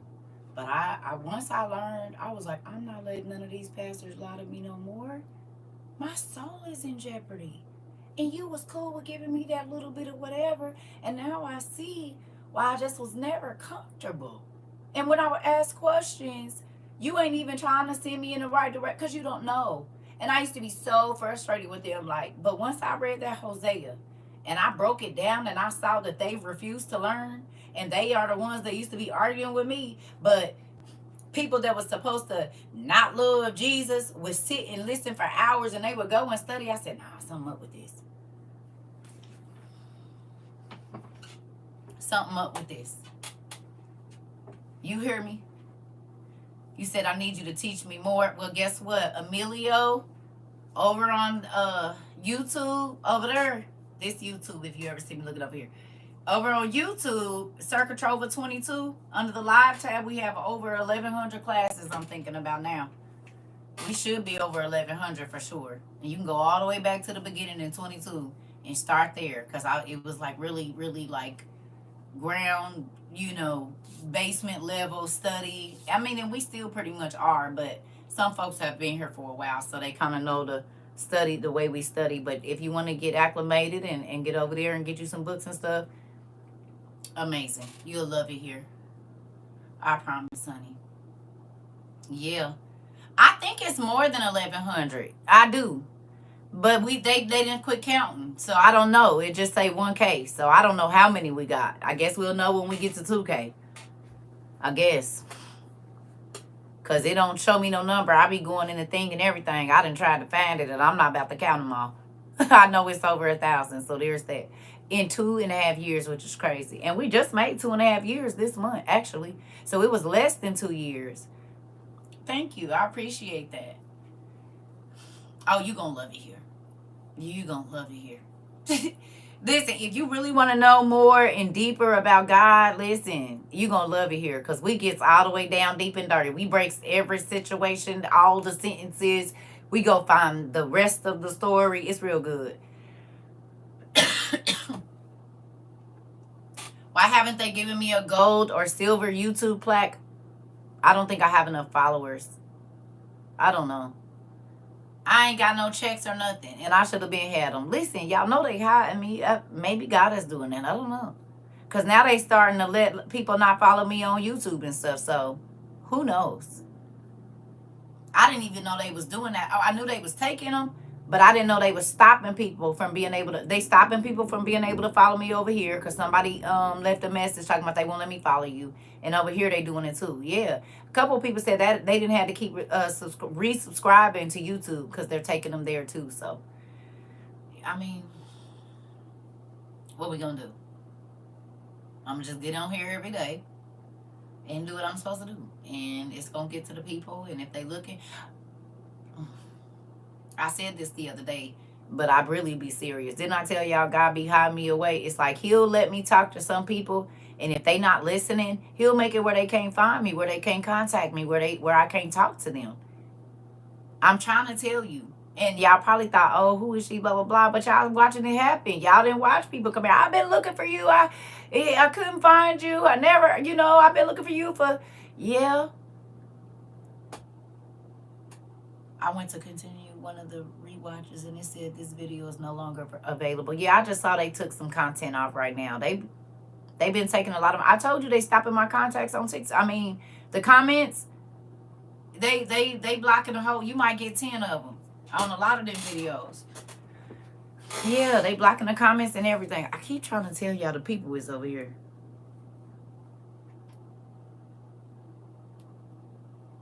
They know when I get a new wave of family members because the people start going and buying survival stuff. And so then they take more followers or whatever you want to call it. Yeah. I've been trying to listen. I knew right when we got ready to either hit 1 billion or we was at 1 billion and they knocked out all my views talking about we only got 60,000 this and that and 10,000 this or that. I knew then because we made it to almost 1 billion views before a year and a half. A billion hashtags. because Trova was at 1. We was almost at 1 billion. And baby, once we hit it, they was like, okay, wait, no, cut.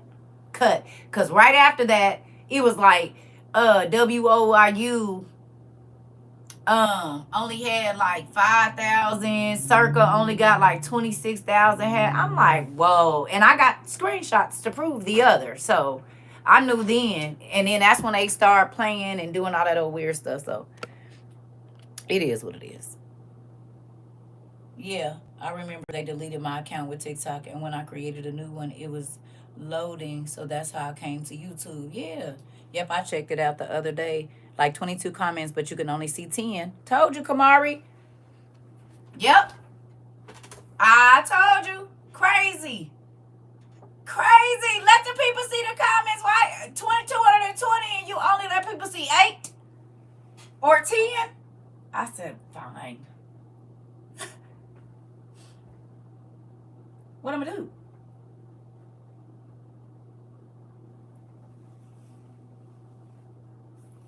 That's crazy. It's mind blowing to me. But it is what it is. I mean, I told y'all, God could be hiding me. Who knows? I don't know what he's doing. I don't know. I'm used to it though. What I'm gonna do? Ain't nothing I can do about it. That's how I told y'all we should have been over a certain number, and I was following you on my old account, came back to TikTok, and you came up in my time. Really interesting, because most people can't find me after that, which is crazy. The other side are the ones that control all the apps. Yeah, I already know. And you gotta think. Remember, it is crazy. But remember, I told y'all they was gonna pay attention to how much medication was not being like taken. They was gonna pay attention to the buying trends. It's a few things that put WOIU on their radar. Because if y'all don't think that the medical community felt a hit, you're crazy. I couldn't find you and had to keep looking for you. Sunny Bunny, I believe it. You ain't the first person to tell me. I didn't have my own cousins be like, hey, nigga, I went and tried to find, I didn't see nothing. Yep. You all right. Have a good day, Dudley. I think we have an interaction every time you come here. Because you be talking crazy every day. I'm used to it. I know the crazy family members. The ones that's always going to have something to say. Then they're going to be nice at the end of the cookout. That's just you. We didn't figure it out. We didn't figure it out. Every time you come in here, me and you have words. You just said something crazy. You got to know the family. You said, I know. Right. Now you laughing. See, ain't nobody got time to be playing with you. Go on. Good night. I love you too. Just as crazy as a Betsy bug. Even when you go live, it doesn't notify me. Yes, ma'am. I know. We found out it's 20 minutes, an hour and a half, up to 3 hours.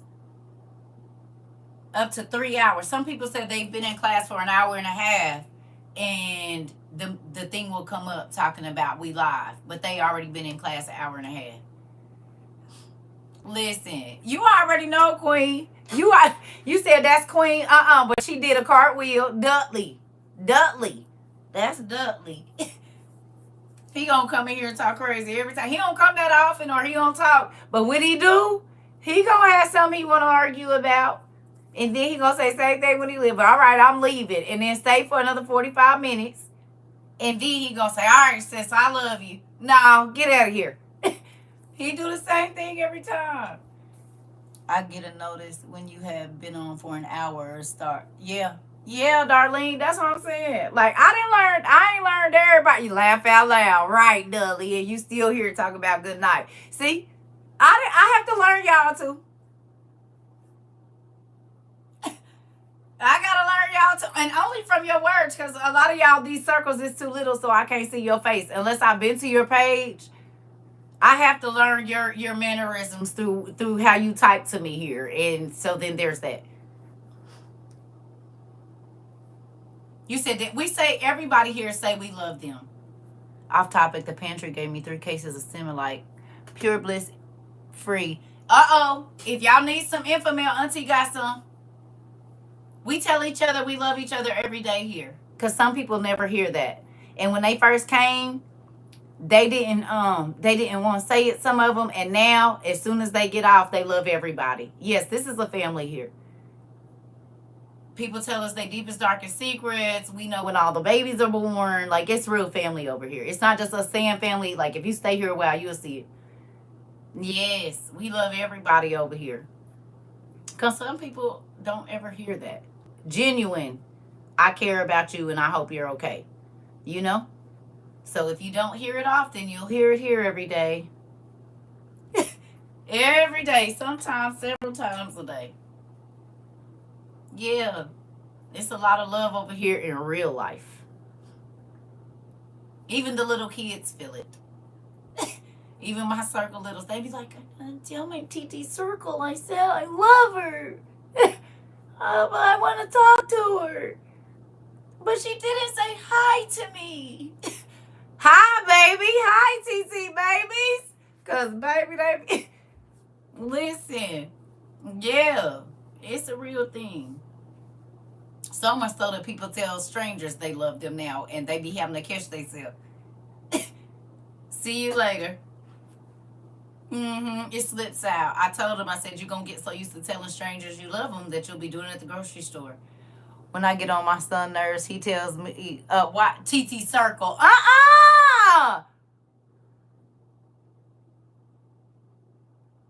You heard that? Nuh-uh. Not great nephew telling Mama, you need to go watch TT Circle. Go watch Teacher Circle. You being mean. She get on you the way you get on me. Hilarious. That baby said, look here, go find you something to do. Me at work saying, thank you, love you. You the best. I'm trying to tell you. Because my son was bent out of shape because he can't see his picture on your bookshelf. Sorry, nephew. It kept getting knocked down. Tell him it's back. Tell him it's back. It's back. It's back. She don't even like myself. No, baby. It kept falling. But it's there you go. It's right there. Don't even worry about it. I knew exactly. I put it where it could be safe, nephew. Listen here. Listen. Tell your mama quit sending me so many books and it could have stayed up there where it was at. It's your mama fault. And all your aunties and cousins and stuff. They keep sending me books and I don't got no more space. So I put it where it wouldn't get folded up, but I'll put it back. I will put it back. It's back.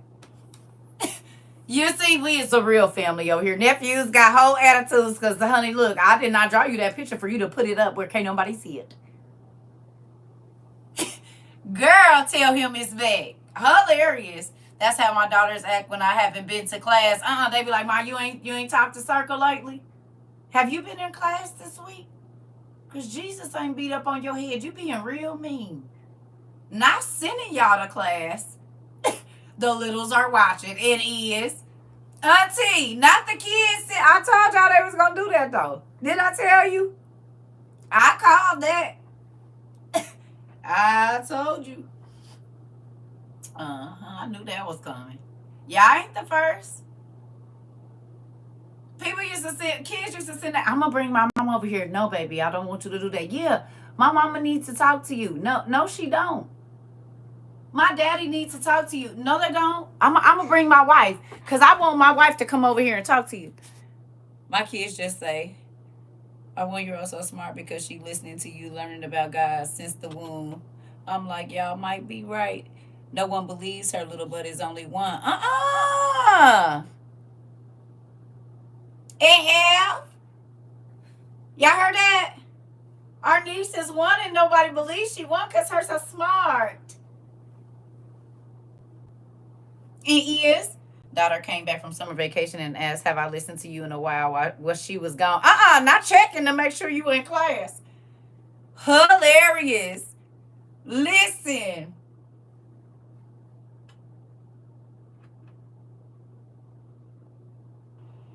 Yeah, buddy. Y'all know these babies be in here. Listen, kids, yeah, taking attention. Mama, you need to go listen to Auntie CERCA. Cause you read your Bible. Mama, you want me to go get your OTP? You mad, mama? Daddy, you ain't been. Daddy, you ain't been to school, Daddy. You want me to go get your Jesus back?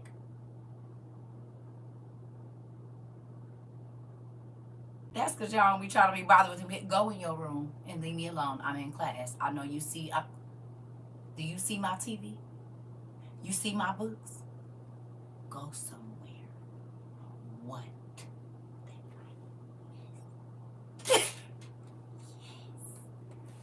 I told them, kids, listen, I said, kids, don't worry. I'm going to keep them off your nerves. Don't worry about it. Listen to TT so you can calm down, right? If I irk my son too much, he says, I have to talk to God. Where's Jesus? Now he pull out the phone on you. Let me give my little nephew a little thing so he can call the Lord on his mama. He said, you know what? I know who to call. Jesus. Jesus. Is this Jesus? My mommy being mean to me. Her is yelling. And her won't give me no candy. What, Jesus? You said my mommy ain't supposed to be mean to me, Jesus? I can see them kids calling Jesus. Good job. Y'all can call Jesus on y'all mama and daddy. I call him on them all the time. I need to call Jesus. I love it. Go on and call on him, baby. Talk to Jesus about your mama. Hilarious. That baby said, I know exactly who to talk to. Don't worry about it. You just stay right there. I got something for you. I'm going to call Jesus. Ooh, listen. That's crazy. Queen, your kids be calling Jesus on you too? And do. Good job, kids. Good job. Jesus will get them in line. Don't worry about it. He'll make them do you right. He sure will. Jesus, put Father God on the phone. Hilarious. I'm going to fix you right up. Listen, I'm trying to tell you. He said, don't worry about it. I know what to get you together. But think about that, though. That baby is 4 years old. And if anything was happening to his mama, guess what he know? Even when his mama don't think he can hear her or feel that she's stressed out, guess what that baby know how to do now? He'll go sit in his room and be talking to God. God, can you please help my mommy be happy? God, can you please? They know better than to tell on me. They wait till you busy and tell on you. They could be sitting in front of you telling on you. Talking to God in their mind. Yeah, okay. That is too funny. The kids calling Jesus on their parents. Listen, I know my kids know what I'm sick or frustrated, right? So do you even realize what that baby is leaps and bounds ahead of some adults that don't know what to do when something is going on with their family member? Or when they feel like that person is stressing them out, that baby already know how to go to God and get it fixed. At 4. He knows who to talk to when he's having a problem. His grandma's back was hurt. And he said, I'll talk to God so you feel better. That's my nephew right there. That's my nephew. I told y'all I've been laying hands on people and praying for people since I was 4 or 5 years old. I'm on the kindergarten. Somebody fall. I'm praying in the name. My grandma was a pastor. God, in the name of Jesus. God, heal they need. I'm 5 years old. Praying for people on the playground. It is real. Whatever you put into your kids, they will do it. My kids used to do it. God, pray for my mommy head. Her head is hurting, God. And you know Sometimes mommy, they got pain too. Whatever you do, they will lay hands on you and will. And will. And God hear they pray. I told y'all, my auntie that passed away, she was a heavy set lady and her knees were bad. And one time I was on the phone with her, and when I say it hurt my heart to hear her get up because I knew it was difficult for her, right? And I said, Annie, what little babies is around there? And she said, such and such. At the time, the baby was 2, right? I said, call her in here. She said, what? I said, call her in here, okay? And I said, put me on speakerphone. She put me on speakerphone. And I said, baby, I'm going to have you pray for your grandma's knee. She said, okay. So I told my auntie to pull some oil on her hands, on the baby's hands, and have her touch her grandma's knee. And I had that baby repeat after me. Do you know the pain went away in her grandma's knee? And her grandma was able to get up and do what she needed to do. She said, I'll never forget that. Her 2-year-old granddaughter repeated after me and laid hands on her grandmother, and her grandma could get up without grunting. God said he listened to the kids. Baby, I used to have my kids pray for all kind of stuff. Because if he ain't listening to me, he listening to them. Can you ask God to tell you? And they say, yes, mommy. And they'll go in their room and pray. I tell them, tell God we need, and it'll show up. It'll show up, babe. Yes, ma'am. My son knows how to anoint himself and anoint his covers in his room. Come on. Girl, you gonna start that baby ministry now. Come on, mama. You heard that? She said he know how to anoint himself and anoint his bed and his covers before he go to sleep. What devils is about to be coming in here cause me to none? Yes, the faith of the babies always come through. I'm trying to tell you. What you put in them, you will get out of them. If they see you praying, they gonna pray. If they seeing you be kind, they're gonna be kind. You're teaching them how to be. And you can say one thing, but they watch what you do. I was in a bad place when my son was about 2 or 3. And my son came up to me and said, don't cry, mama. I love you. It's going to be okay. I'm trying to tell you, a whole generation has been awakened. I'm trying, because you don't think he praying for his friends at school? You don't think he praying for the sad kid he is? When he go to kindergarten or the daycare, or if he do any of that, you can let him or believe, or any of the other little kids that he makes, little cousins or whatever. Baby, listen. That baby prayer life already started. Come on. God knows that stopped me from doing something stupid. Listen, I'm trying to tell you, my kids done kept me from a lot of stuff. Kids are a blessing no matter what nobody say. And is. All day long. All day long. I don't know where I would be if I didn't have my children. My kids kept me praying. My kids kept me in constant contact with God. It's the kingdom principles for me. Come on, Dean. Listen. Nicole said her baby is 4. He know how to anoint himself.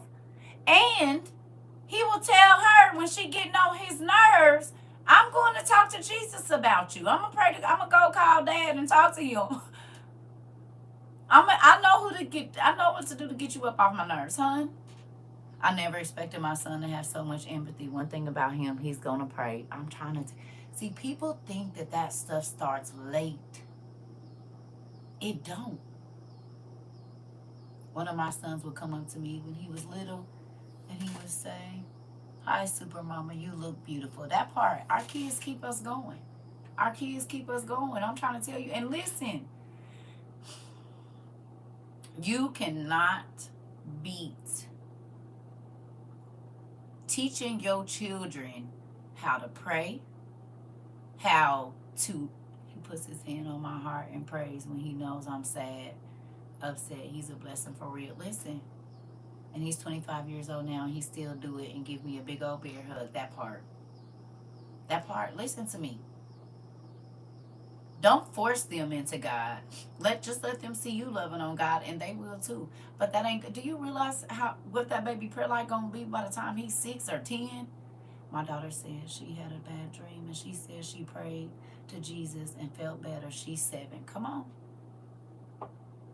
come on. You said my circle littles is getting out. They not waiting for y'all to pray for them. They know how to pray for their own self. You know what this reminds me of? The little boy that was getting baptized, and he was tired of waiting on the pastor so he just dunked himself under the water. He said, look, you doing too much. I need to get under this water right now. Y'all seen that? The pastor was talking, and he was sitting there, and I guess the pastor didn't took too long, baby. He baptized himself. He said, I ain't got time to be waiting on you. Jesus on his way. That's what these kids, look, I do not have to go through you now. I don't got to ask you to pray. I can talk to God myself about my problems. Take it to the Lord in prayer. Not the babies, honey. They said, I don't have to wait on you to pray for me. Listen, yeah. Listen. Girls or boys, that baby dunked himself. He said, I do not, Pastor. You doing too much talking. Look here. Jesus told me to get baptized. We need to do this pronto. Listen. Underlay. E-I-E-I-O-O. You hear me? What's popping tonight? He said, look here. Listen, I am not waiting on you. I'm trying to tell you. Hurry up. Let's go. Let's get it moving. You doing too much talking here. Rapido. Come on, right now. Shoot. I mean, but think about this. There was people that God called to be kings and prophets at 7, 8, 9 years old.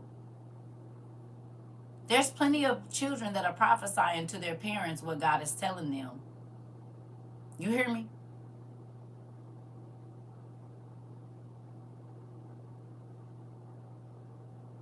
In real life.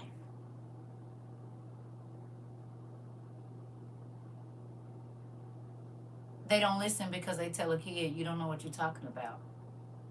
But if you ever read the infancy of Jesus Christ, hopefully that'll make you look at children talking to you a little bit differently.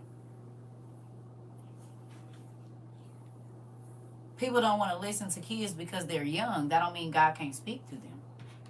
If he can speak to a donkey, he can speak through your 2-year-old, your 4-year-old, your 6-year-old, your 8-year-old, if demons can speak through babies, why can't God speak to them?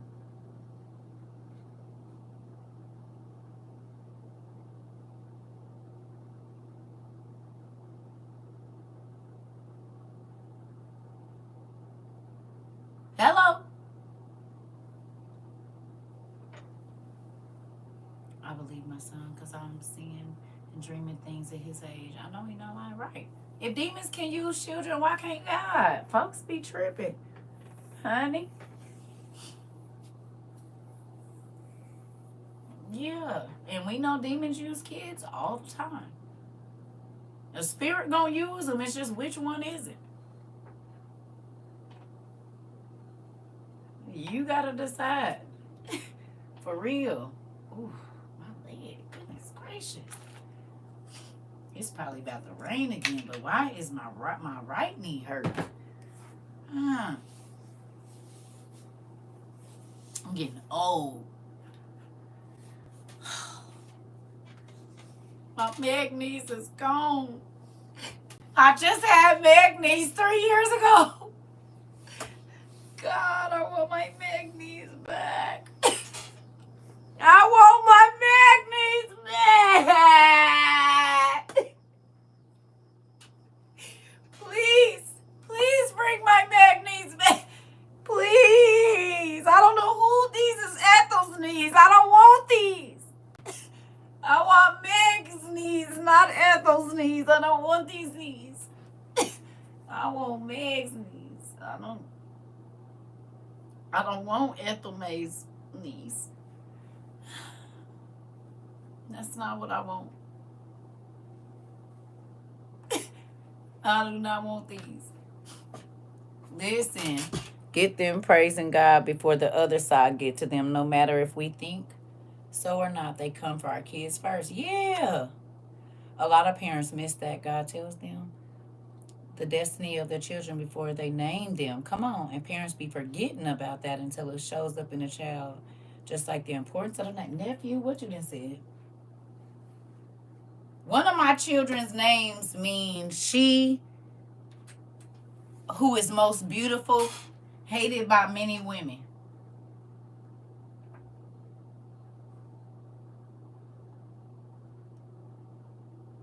I do not know why I named her that. Because everywhere she goes, it was my brother's ex-girlfriend. Yeah, that's what her name, Honey Women, and she dropped dead gorgeous. And everywhere she go, not my youngest, my chocolate baby. Everywhere she go, girls don't like her. They just don't know why they don't like her. And it because the guys be like, oh my God, your skin is so beautiful and you're so beautiful and this and this and this. And she has the most problems with women. I promise you. But her middle name and the rest of it also means my angel of wisdom. So it's like my angel of wisdom, she who is hated, beautiful and hated by many women or whatever. And I'm like, that sucks for you. Sorry, baby. Thank you. Sorry, baby. I'm sorry. I'm sorry. And she sometimes she gets mad at me like, why would you name me that? Yeah. And sometimes she's not happy about it because she can't really have a lot of female friends because they be crazy with her. Like they either try to copy everything she do, like it's weird. Tell her, oh, I'm thicker than you, and she just goes through all kind of crazy stuff. She bring out their insecurities by existing. It literally, and her name literally means that. So you have to be careful what you name your kids. She's also the kid that I be like, where are you gonna get it? But when I talk to her, she's very wise. So it be crazy. But all my kids, their lives are their names. That's my life too. And my name means highly praised. Yep. And then it makes people angry. I'm trying to tell you. I told y'all my name mean life, and niggas always trying to take it. I said, why would you name me that? Why? And every time I turn around, somebody trying to snatch the breath out my body. What? What the heck? That and midnight. Midnight too. And it's funny because I always meet people in a spiritual midnight. My son is priest. My daughter's name means faith or to believe. Come on, so she gonna probably have a lot of trials and tribulations where she gotta believe God. It's a real thing. Ain't that crazy? You said I can't picture me being anything but CERCA. You can't. Well, CERCA had to come along for a long time. It took me a while to evolve completely, and I'm still evolving every day. Yep, me too, Miss Lady. That's my thing. Tag my name don't mean nothing. Madeline. Oh, I'm sure it does. I'm sure it does. Did you look it up? You have to look up the root word for Madeline. It might. Yeah, look it up, pumpkin. My son's name means gift from God. Yeah. What you say, Mari? My name means crowned with God's grace, and I've lived in grace all my life. Yeah, baby. Yep, look it up. My son's name means liked by many and friend to all. My name means God is gracious. Okay. Yeah. And then my other daughter, her name means God has answered, and then palm tree. And you know, palm trees are very strong. And she's one of my strongest children, I would say. So, yeah, and then my other daughter's name means devoted to God. God's promise to live long. My mom's middle name is Alta Gracia, which is high grace in Spanish. Okay. My son name means warrior, and he is not a fire. Warrior don't always mean a physical fight. Madeline is the root word to Magdalene. Interesting. Interesting. My name means restored to the heart of God. Ooh, Keish. Nakia is pure and faithful. Interesting. My son's name means God hears. Yep. Come on now. Anna Grace. Come on. A Woodhouse. Right. Protection. Isn't that interesting? Like Mary Magdalene. Right. Right. And my second born name means God is my strength. Good job. The Bible says it's better to have a good name than riches, ain't it? A good name is better than riches. Omari, flourishing, highest follower of the prophet, speaker in chief, God of the highest. Really? Flourishing. Okay. Imagine your name meaning righteous. God, get me together. even if I think bad. Okay. That's all right. You gotta grow into it. My name means behold, light bringer. Interesting. Mine means fair and soft, and the queen to King Arthur. Interesting. Oh, yes, they are. I found out my name means Christmas Day and speak life. Really? Look at all of our good old names and stuff. Now, hopefully we live up to them. Like she just said. God is a blessing. Come on. Or God's blessing. Come on.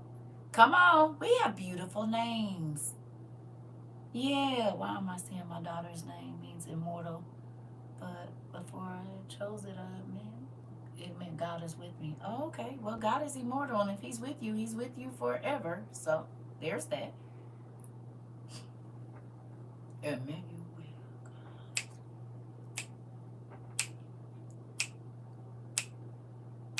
Sorry, I just heard a gospel song in my head. Moving on. Well, now that we know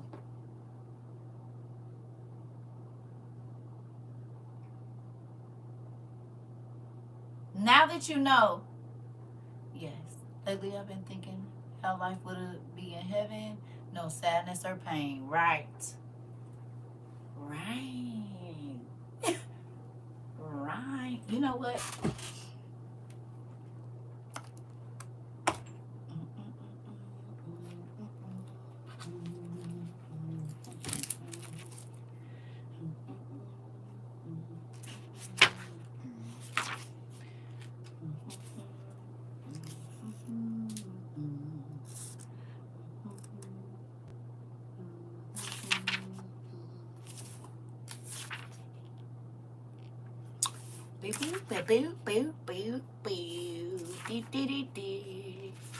Come on. Where are you?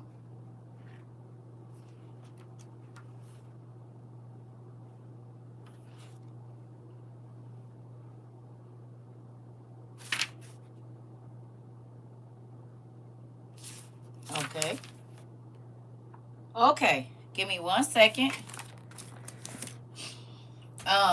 Let me run to the bathroom, and I'll be right back. I guess my water is working, huh?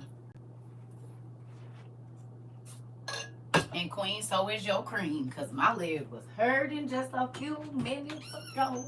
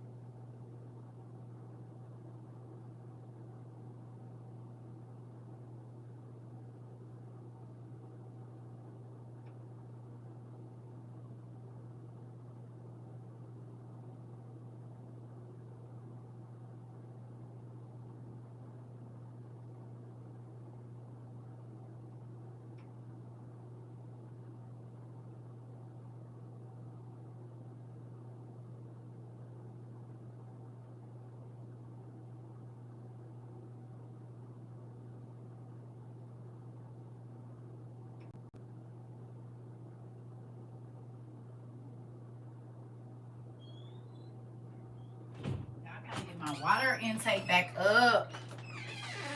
I have not been drinking as much water as I used to. And that is driving me crazy. Y'all see this? This what y'all did to me. Sometimes I love y'all and sometimes I don't know. Who resembles God or who is like God? Interesting. All right. That's good too.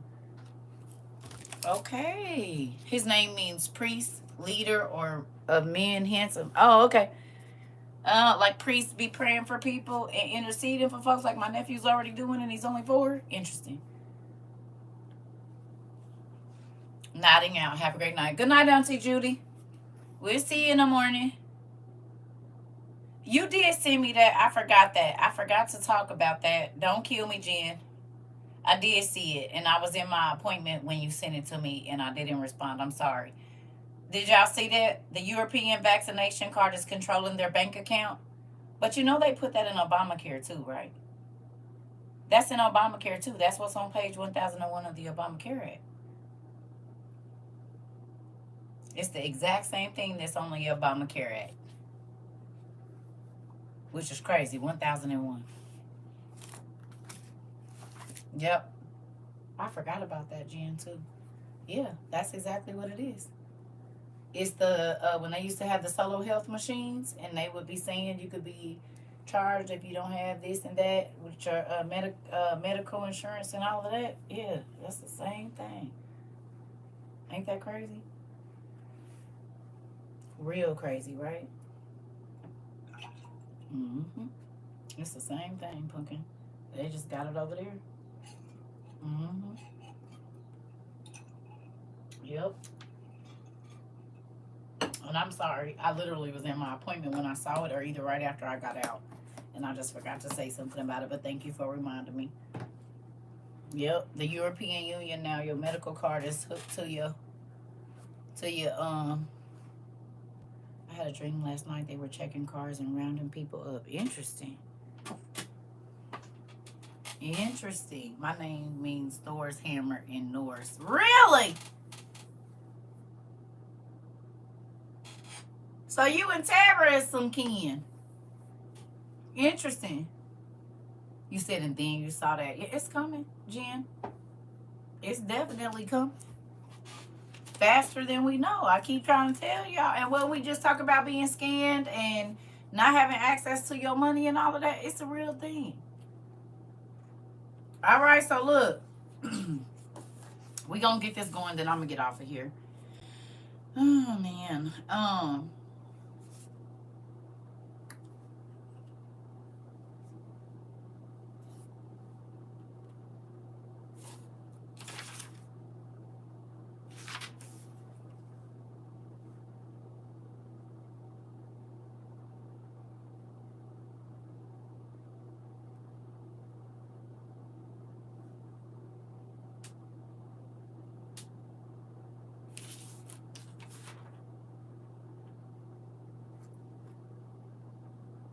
All right.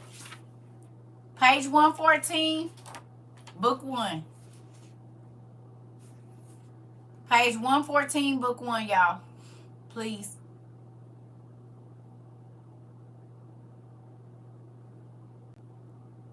I need to clean this dang office. It is horrible in here. Maybe I'll do that tonight instead of going and getting in my bed. Come in here and clean up this office. Cause yeesh. Y'all ready? Page 114.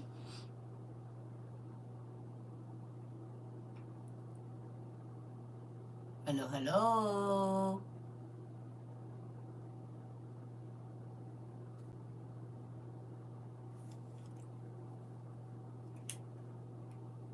Knott's Berry Farm is closing forever. Wow. That's one place I didn't get to go was Knott's Berry Farm. That sucks. Okay. Book 1, page 114, y'all. Are you ready to rumble? Good. Let's go. We're going down to 8. Down to 8. And those men took me from there, and they brought me up to the third heaven and set me down there. And then I looked downward, and I saw paradise, and that place is inconceivably pleasant. Interesting.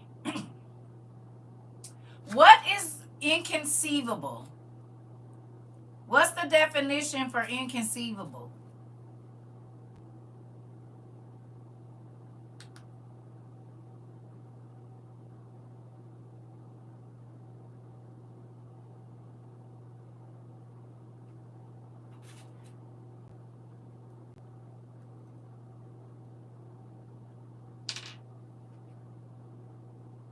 It make me really happy to know that my little circle littles is praying, even from the womb and everything else. They is calling on the Lord. As incredible to extraordinary, improbable to believe. Really, not capable of being imagined. Not capable of being imagined or grasped mentally. Unbelievable. Impossible to comprehend. Wow. So more beautiful than any tropical waterfall, Gabbana, the beautiful one. It's more beautiful than the most beautiful. And we got some beautiful places on earth. The sand places where the sand and the mountains is like red and white, and then you have these beautiful waterfalls, and there's all these gorgeous fish in the ocean, and different places in Thailand and China with the trees all colored, and there are some beautiful places in Africa and everywhere else. And it's more beautiful than all of the places on earth that are beautiful put together.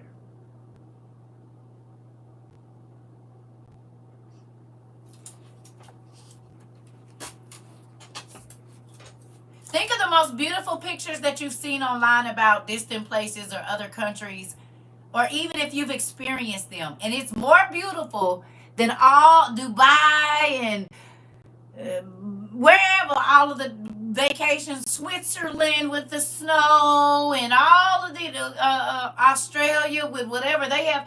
If you take the most beautiful sights in the world, the jungles with the big fruit and all of the animals that are beautiful and all of that, if you put all of them in one,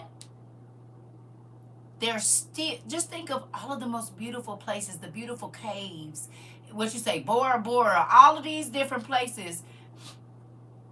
The garden is more beautiful than that. Y'all ain't never saw some of these pictures and they take your breath away? Ireland for its greenery. Okay. The world is like a big painting, breathtaking and more beautiful and really unimaginable. The seven wonders of the world, right? All of the most beautiful things that your eyes have beheld, whether you went there or not. Just think of all of those places being put together. The Garden of Eden is even more beautiful than that. There are no words for what it looks like, really. You can't really describe it in words how beautiful it is. You said talking about this makes me excited for eternity, that part. And now you see why I said, Right. You can't even put it into words how pretty it is. Right. You can't even imagine it. The scent of the garden. Come on now. All right. Here we go. And that place is inconceivably pleasant. And I saw the trees in full flower, and their fruits were ripe and pleasant smelling, with every food in yield. What is every food?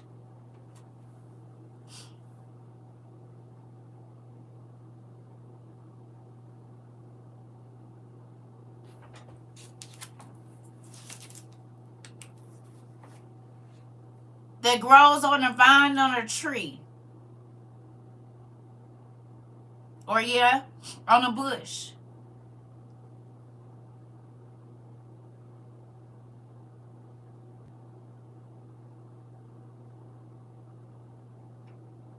Interesting.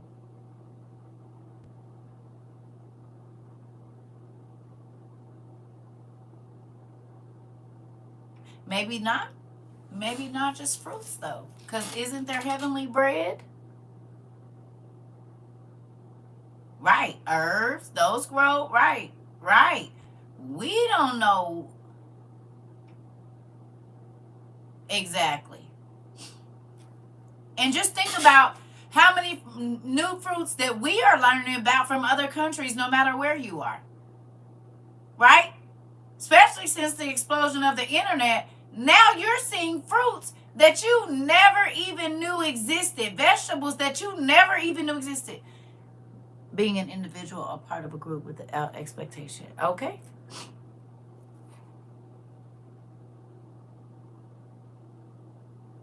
I'm eating a pink pineapple as we speak. Okay.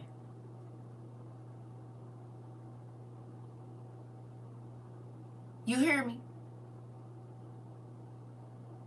You saw a green orange. I mean, just think about it though. They got all of this. A whole. I want to taste them little.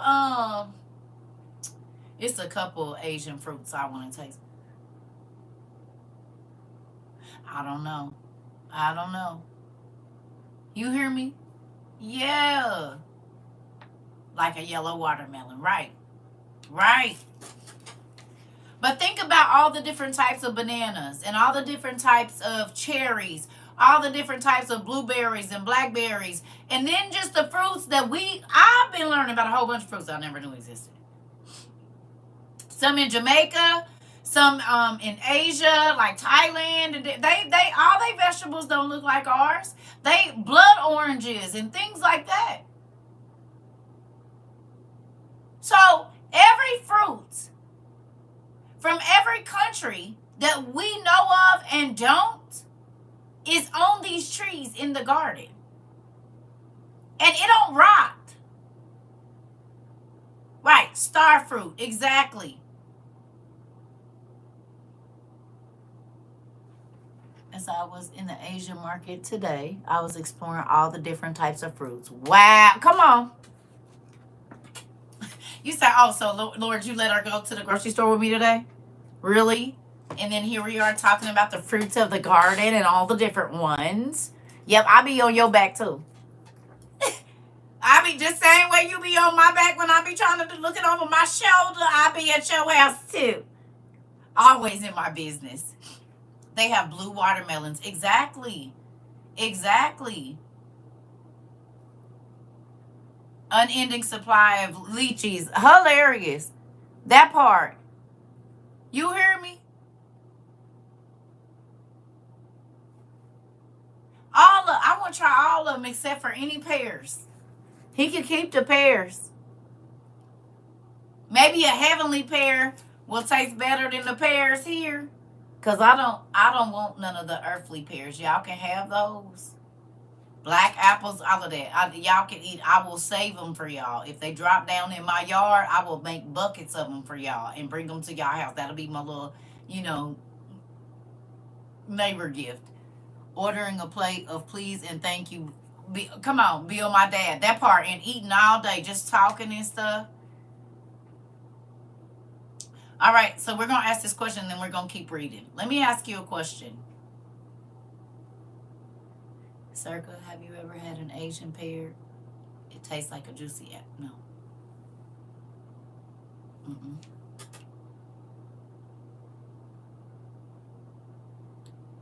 Nope. You know why? You want to know why?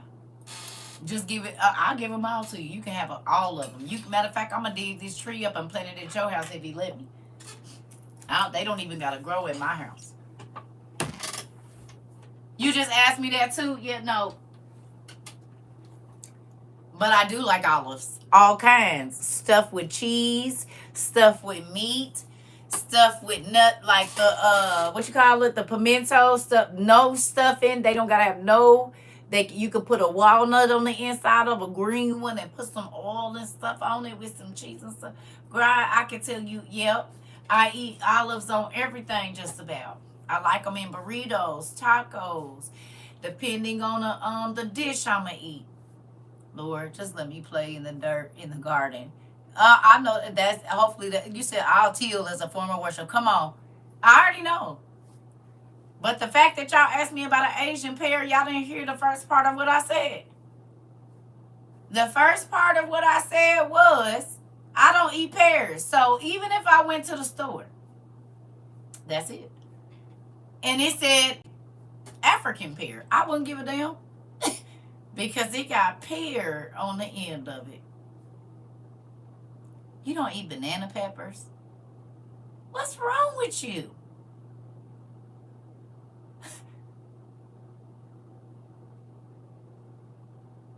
A garlic olive? Girl, listen, I will take an olive any way you want to give it to me. Fricasseed, fried, sliced up, diced up, chopped up. It don't matter. I don't know what's wrong with her. She don't eat pepperoncinis. I don't know what's going on with y'all. Banana peppers, pepperoncinis, I just don't understand. Not the one who don't like pears, right? I don't like the grittiness of it. I'm a texture person. It feels like you got little rocks in your mouth or sand.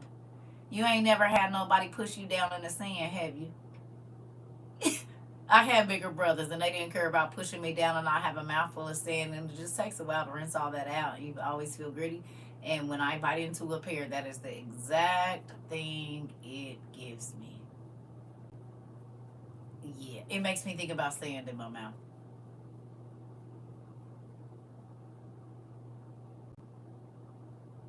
No, I don't want that. Okay, come on. Like tapioca pudding. Oh, I used to try to eat it too, but it just looked like a lot of eyeballs looking at me. Fish eggs, tadpoles. It don't sit right with me. Yeah, I bought pears and the whole bag sit there. None of my family even went near them. Oh yeah, I like avocados too. Crossed arms. I'm not eating no pears. You don't like pecans.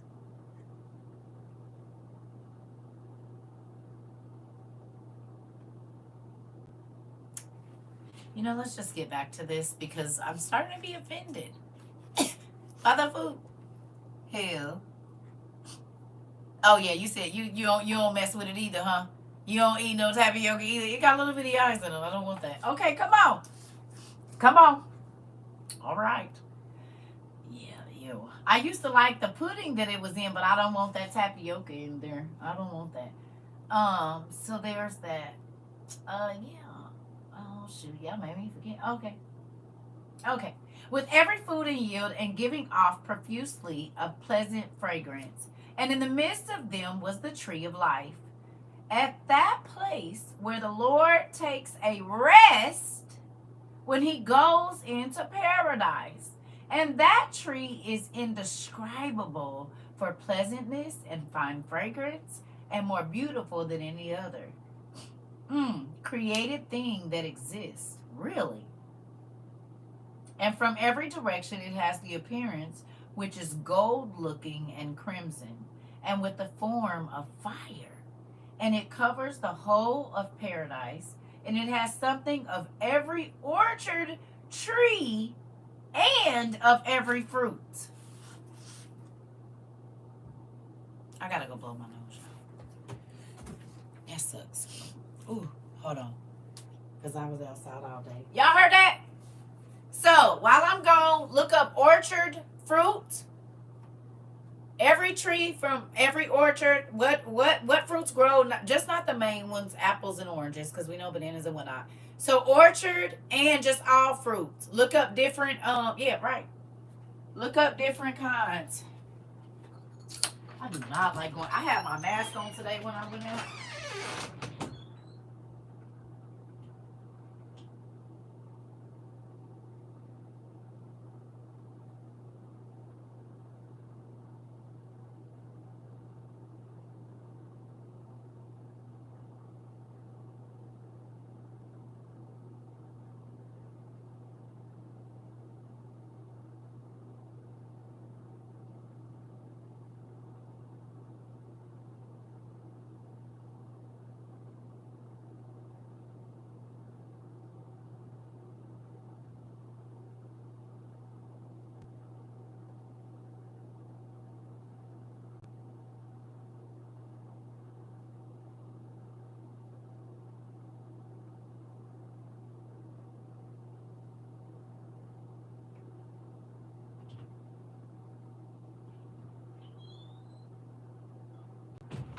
One thing you can count on in this place, it is gonna rain.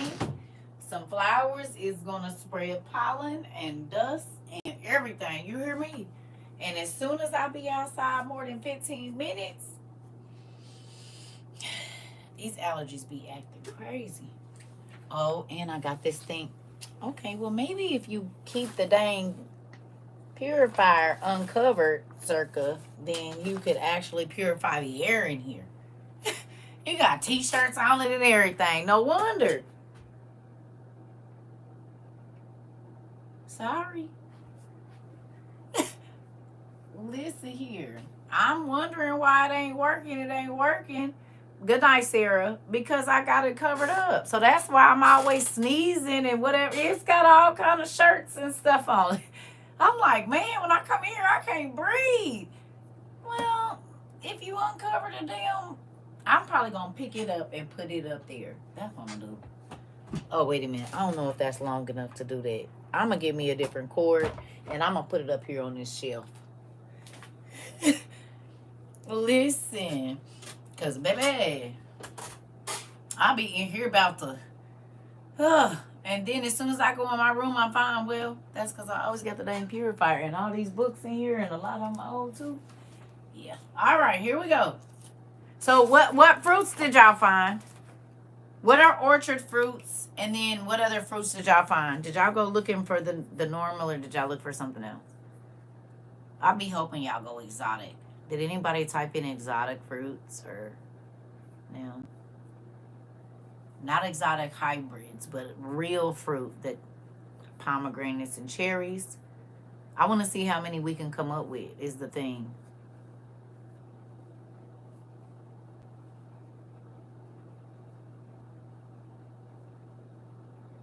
I wonder if he has snozzberries.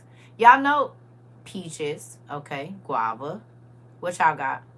Durian, papayas, peaches, and lemons, okay. A mangosteen, okay. What y'all got? Exotic fruits. Go look up exotic fruits.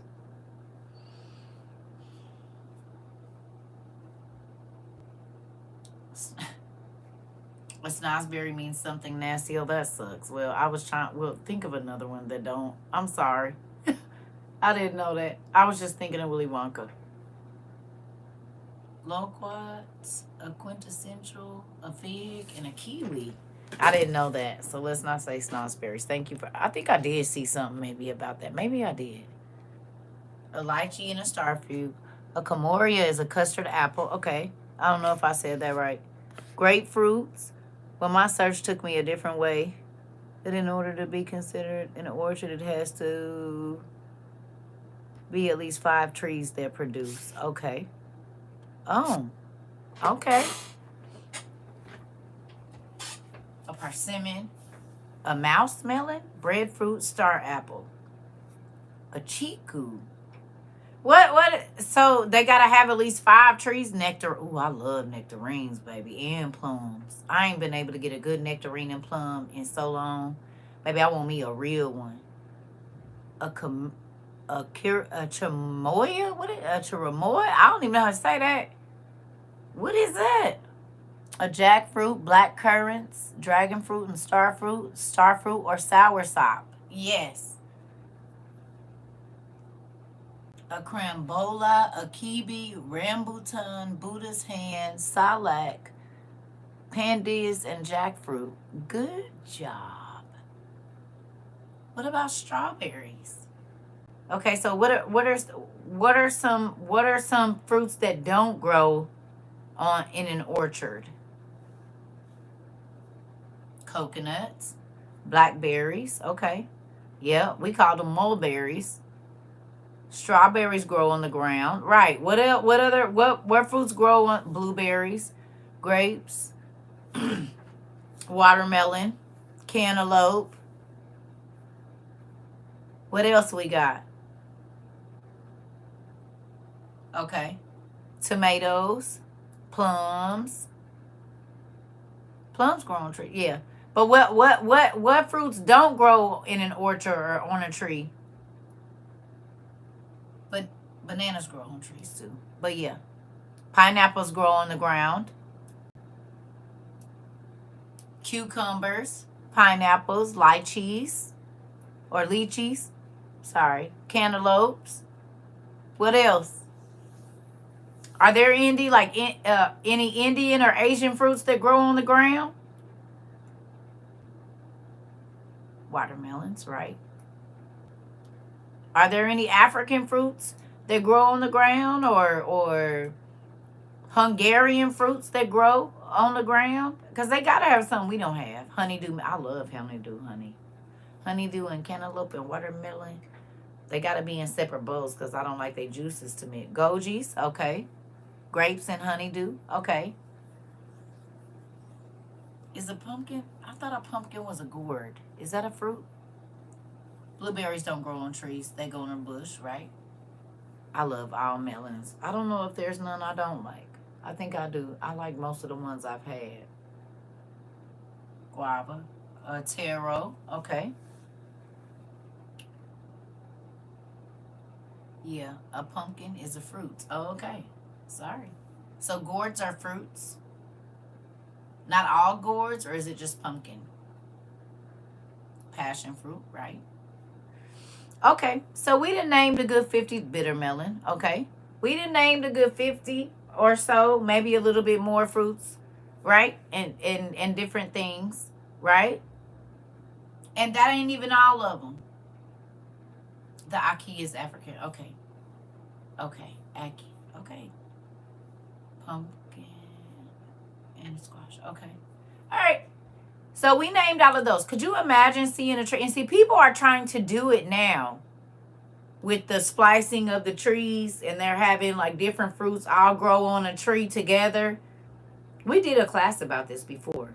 And y'all remember we talked about the people that are, doing the grafts of the different trees, right? Grafting different trees together. But God made one that was exactly like that. So they think that they're even inventing that. And a lot of them just haven't read about the tree and understand that, no, he's already did that too. And it just naturally grows like that. He didn't have to graft them together. He made it like that. Marula, sweet yellow fruit. Oh, a tree native in South Africa. Oh. It turns into alcohol? Interesting. Right? So even everything that man thinks that they are doing for the first time. What do you mean, what about the ones the government's destroyed?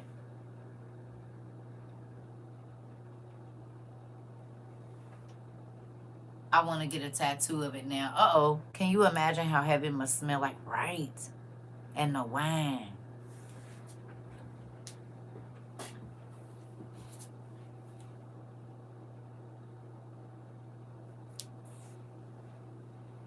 It's the best grapes out of the world. Not in the world.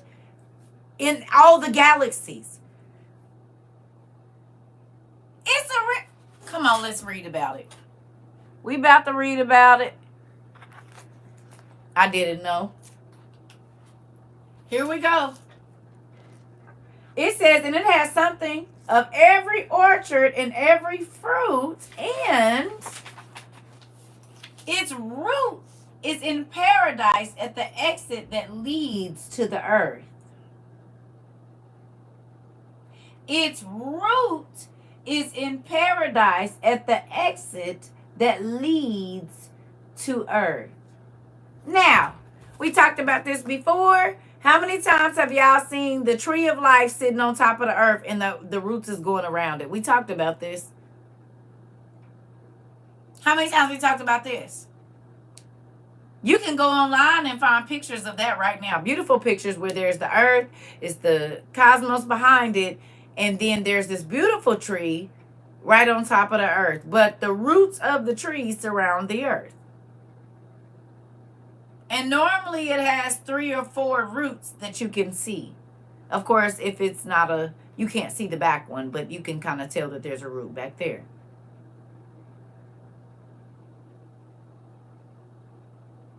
Interesting. So even that, when we see that depicted, that didn't come from anywhere. It came from somewhere. All right. And paradise is between the corruptible and the incorruptible. And paradise is between the corruptible and the incorruptible. And two streams come forth. One, a source of honey and milk, and a source which produces oil and wine. And it is divided into 4 parts.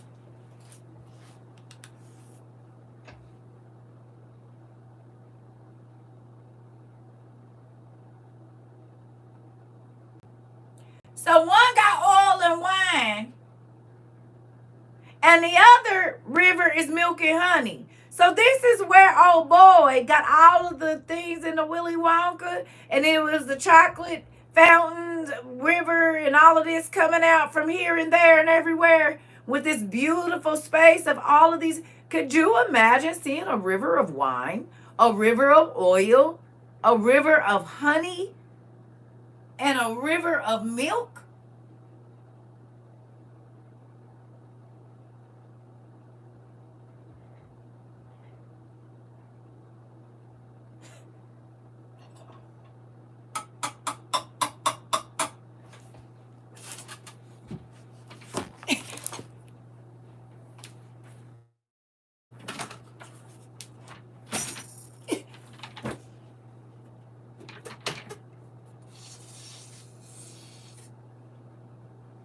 I'm going to have me a heavenly straw. And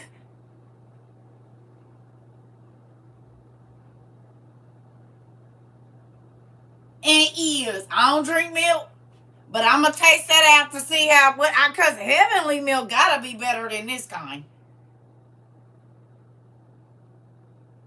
Put me a little oil. I don't know if it's pepper in heaven or not, but I'll probably put me a little pepper on my little oil, you know, and swish it around a little bit and let me see how that tastes. Now, I don't know if it's heavenly meat or not, but if it is, I definitely will be going down to the river of oil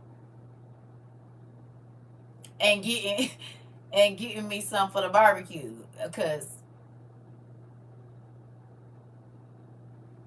well, at least you kept it classy with the straw, right? Yeah, I mean, I don't want to be putting my hands all in it, you know, even though we're going to be clean beings and everything up there is clean. I was just thinking, you know, just going to drink out of the fountain. You said beef brisket might be nice. Because God liked the fat, so it got to be. You said, pass me the red Solo cup. Nephew. This is heaven. I'm about to go on and just jump on in. I done waited all this time to get up here, all this hell I done been through. I'm just going to put my straw in. I ain't even going to worry about it. It can't be no dirty spit up here, so it got to be self-cleaning or something. I mean, here on earth, I'm sure that I've seen worse. So with that, ain't no germs in heaven. You said I'm a dive. Not my Trey Songz. You said you just go.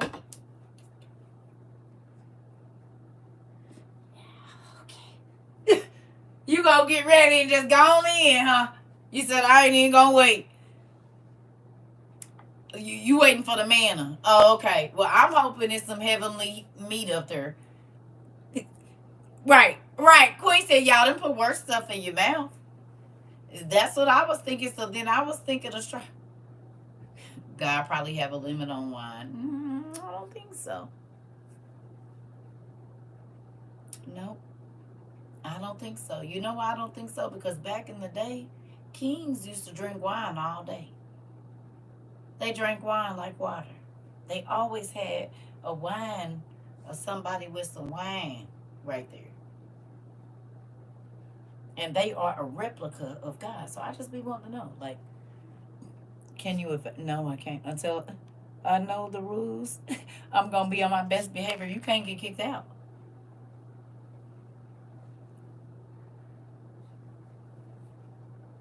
Nope. If you make it, you in there. Ain't no getting in trouble or nothing no more.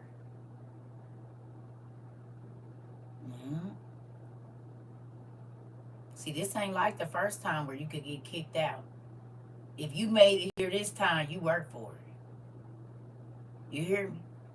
So you already gonna be good because he know you gonna act right when you get up there. I'm taking my straw, nephew. Why did the Egyptians have gold? What do you mean, why did they have gold? Because gold was plentiful. Everybody had gold back then. They wasn't the only one. Cue music, ease on down the road. And is. In Germany, kids get a little, girl, in the hood, they get a little beer with dinner. Sometimes they get it before dinner. It depending on the grandma, uncle, or auntie. Some of them get it in their bottle before they ever even old enough to sit up by their own self. And rub some liquor on their guns. What you mean? Because I'm sure my grandmother was handing out, my mama's mama was handing out old Milwaukee Best, passing the can around right before bedtime. I didn't too much care for it, but my cousins used to be on it. My daddy used to give me beer when I was a baby to put me to sleep. Yeah. My grandma and them did the same thing. And we was 7 and 8 and 9 and 10. I love it here, y'all, truly my people, because I was just thinking to myself not long ago when I was working out, like, Lord, please don't let me be fat on the other side. I'm praying.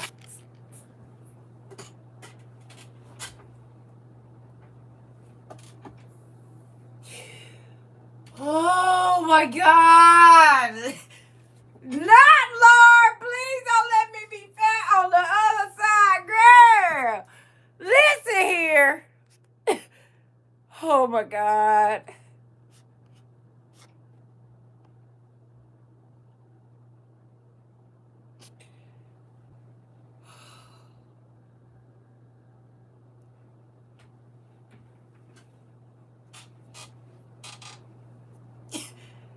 Yep, because I hope these muffins on the side is gone when I get my new body, too. I want the body that I had when I felt like I was at my best.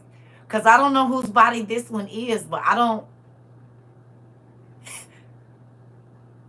If I could get another one without the extra sides on it that I didn't have at first, and these, as much as I like them, you know, that if the, because now, but hold on, because we read about this the other day, remember? But wait, we just read about this. And remember it said when the soul leaves the body, it's the shape of the body. Remember we just read that? So looks like I'm going to be having love handles. I guess you better get it to where you want it before you get over there.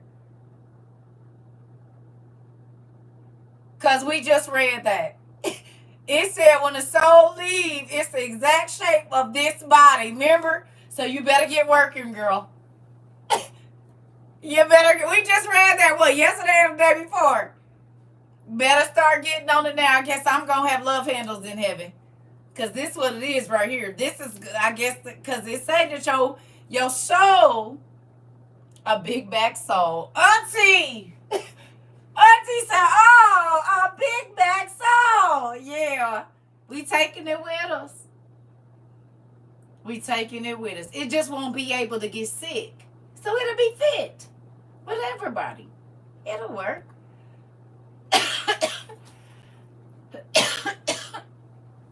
Yeah.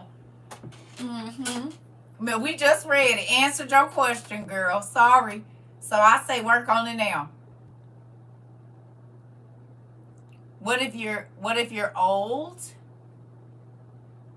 If you're old, this body ain't never gonna wear out. No, listen, not if you're old or young. It says that your soul is the shape of your body. The shape. Within a split, what is it said? A split, the hair split 3 times or something like that? Yeah.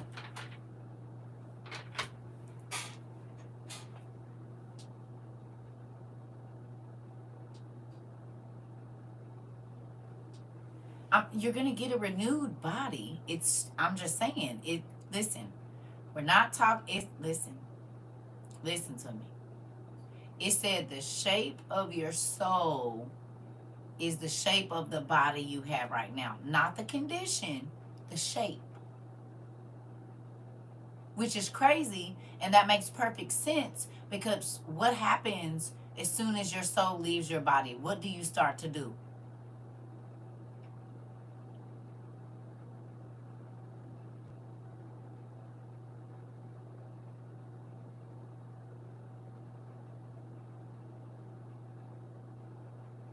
Decompose, but there's another.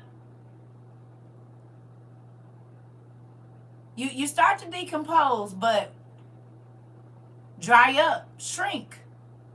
So you start to shrivel.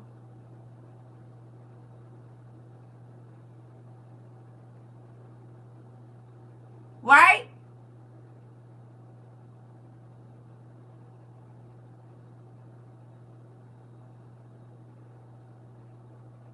You start to shrivel. Everything deflates.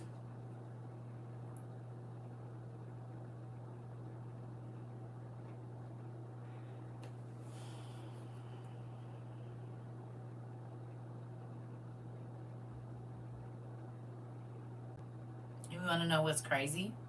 I come from a family that owns a mortuary.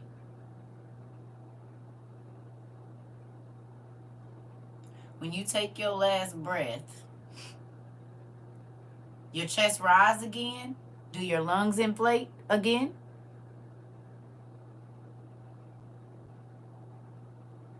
Does your heart enlarge and go back? Those things restrict, don't they?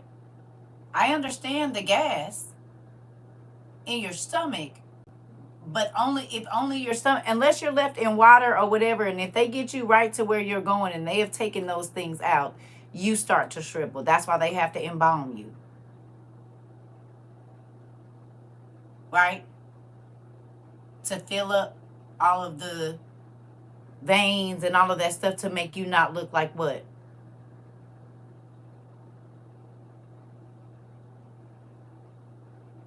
This is why they stuff people's stomachs and all of that, because if you didn't, what would happen?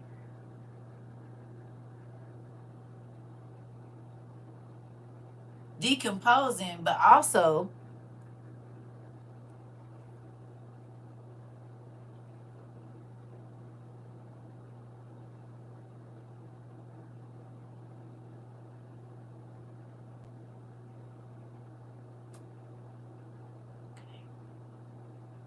your spirit is what's keeping all of this fluffy.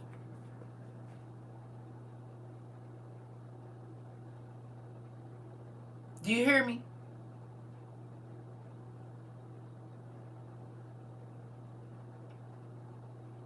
This is what's keeping you full of life and fluffy. But when the Spirit of God, not the Spirit, when the breath of God leaves you,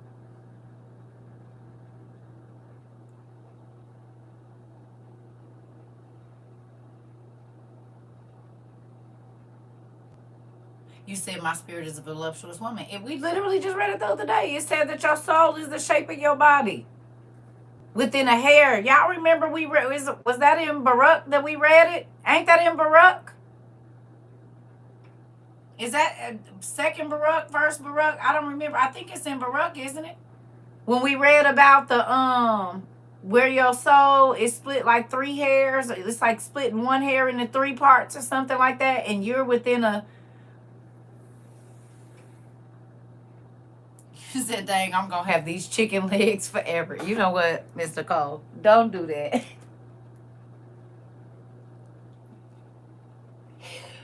Oh, my God. Listen, you cannot go from Big Back Soul to chicken legs. And this is why people think we crazy. Oh, my God. Lord help me. What kind of family members did you give me this time around? The first one was crazy. These is just as crazy. Oh, God. She said, oh, my God, I want these chicken legs forever. Oh, my daughter has me in her phone as chicken legs. No. Y'all. I think I'm going to go make me some coffee. I'm going to be right back. I'm going to be right back. Y'all here, see, I ain't got nothing in here. It's about a swig in here. I'm going to go make me some coffee. I'll be right back. Just give me 1 minute, please.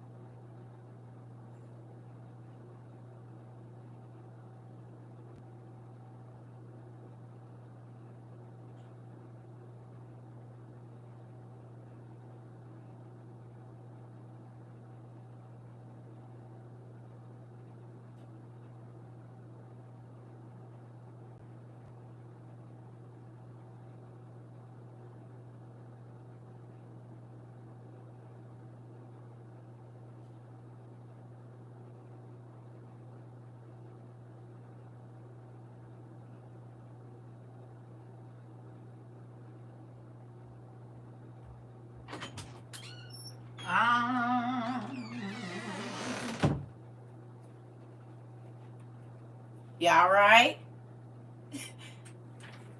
Y'all okay over here? Listen, you said, damn, I really thought I was saying my whole soul fast. You know what? We're not going to do this. We are not going to do this. Y'all stop. All right, that's enough. Oh, my goodness. Oh, God. The whole YouTube chat needs to be in the corner. I know, I can see it. I can see it from over here. I can see it. I thought I was going to get that. You know what? Oh, my God. Oh, Jesus. Listen here. And y'all, now y'all see why they be over there cutting up. TikTok cuts up. But these folks over here be acting correct. Listen. A lot of food won't have chemicals in it. Will be tight and right. No twerking, though. I'm not getting in trouble with y'all. I know that's right. I know that you're right. Ain't no chemicals and stuff. So, you know, you'll get toned up before you know it. But, girl, listen. And you wonder why. Folks be like, why do you go over there? If you only knew how it be over here. It is unreal, the craziness. Oh, Jesus.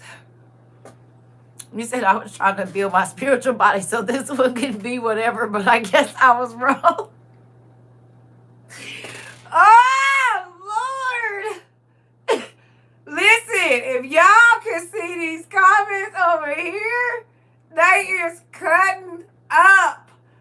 Oh, my God. Oh, Jesus. Lord. Yeah, party at Circus Crib. If we all make it in, please make sure y'all come to my house. I'ma visit y'all too. Please, because baby, we gonna have a good time in heaven. You hear me? I thought I was really gonna be able to have a black girl body. You said wrong. Listen. But don't go back to he chose y'all. You hear me? He chose all of us. We talked about this the other day. Listen, Listen to me. Listen. You said, Lord have mercy. Oh my Lord. In my transition, someone played yada yada mama. You know what? Oh my God.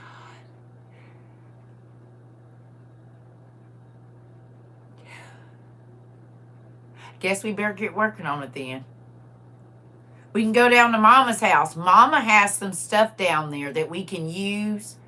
She was telling me about some cleanse we could get on Mama. You go down there and you turn 2 houses to the left down there. It's the one with the chickens on the front of it. Don't worry, they won't pick in. If they do, they're just getting to know you.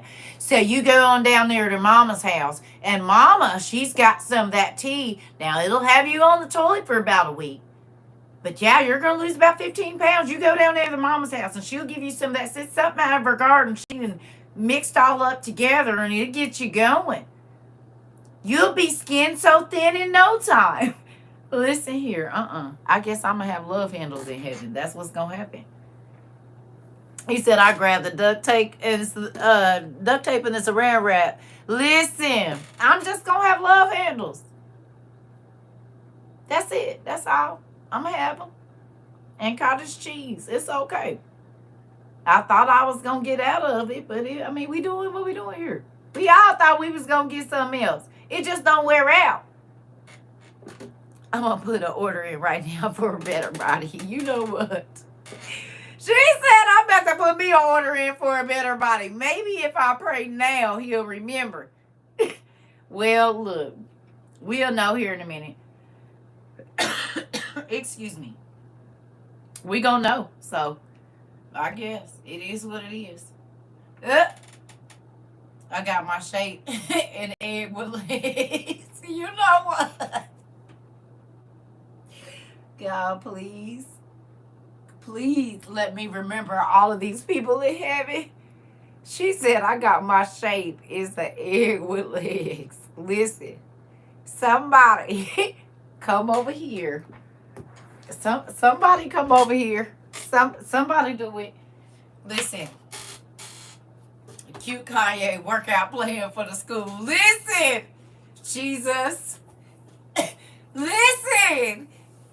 I just told y'all my wings go have a girdle, a shapewear or something. I guess we better get working on it.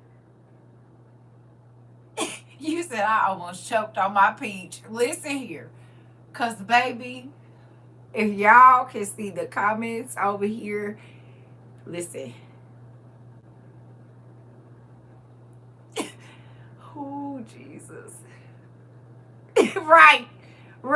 Clowning. All y'all is in detention. Everybody over here is in detention for the evening. Because, baby, listen. Y'all, this chat, I don't even want to. Oh, Jesus. You said I'm going to start wearing my faja. You know what? Somebody come get right. Right. Get them. Listen. Oh, my God. And then people, why I come back here every day. Because for this. I come back here every day for this right here. I do. But get this now. Look at this, right? Do you see? Most people be online talking about other people.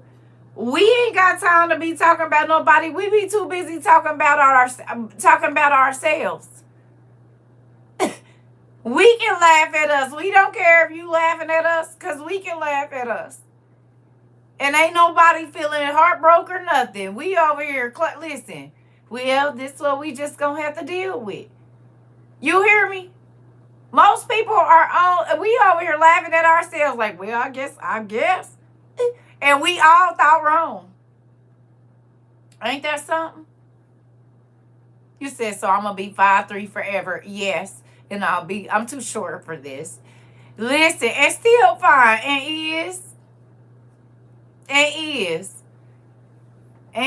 is. But this is the thing. Whatever don't work on this side, works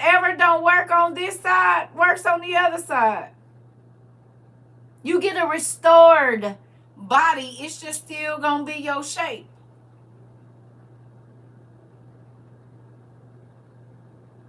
So your knees is gonna work. Your heart is gonna work.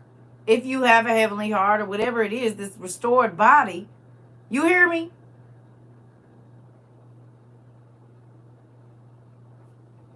My hubby is 5'5". He's gonna be short too, and is. Cue music again. Somebody come get her. She dancing. Crank up the music. You know what? Listen, I'm just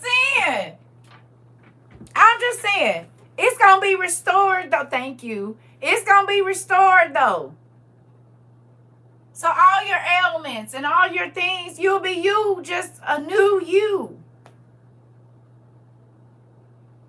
You'll get the mommy makeover. Well, I mean, you still might be your shape and everything, but you're going to be healthy, though. It's going to be...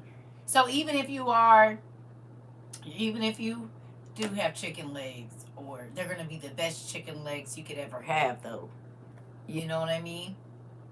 And you won't be the only one. And then if you have an egg or a pear or whatever the shape is, an upside down triangle or whatever you got, it's going to be the best one that you can have. Like, everything will work perfectly. So even though you have those chicken legs, they will work perfectly. I'm trying to tell you. And even though I got these sides on me, they going to be useful. I don't know for what, but they going to be useful. So just be happy that we are going to get a new body. It's not going to be a different shape. It's just going to be new. With no aches and pains and sickness in it. It'll be fine. So you can't be out of breath or nothing because everything works like it's supposed to. It's just the same shape. The Lord of chicken wings and legs. Listen here. Mari. Don't do that.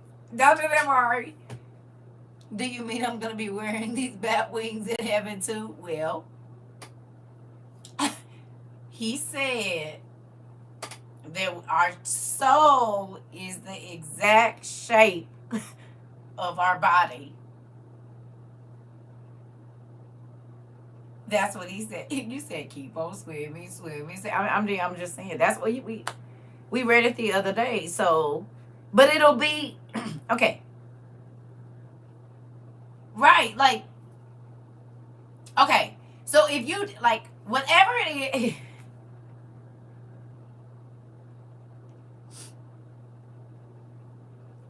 listen, whatever it is that you have, it is going to be renewed.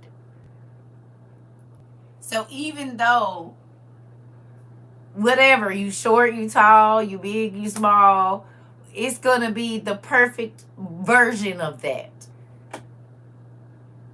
Ooh, just go back 2 classes. Because I can't even tell you where we read it. I know it's in one of these books. But where? I don't know. You go back. I think it's only like 2 classes. It was either yesterday or the day before that we read it. Where did we read that at, y'all? Because I don't remember. I don't remember where we read it. We was pseudo-philo, I think. Pseudo-philo, I think, is where it was. Maybe. I think that's where it is.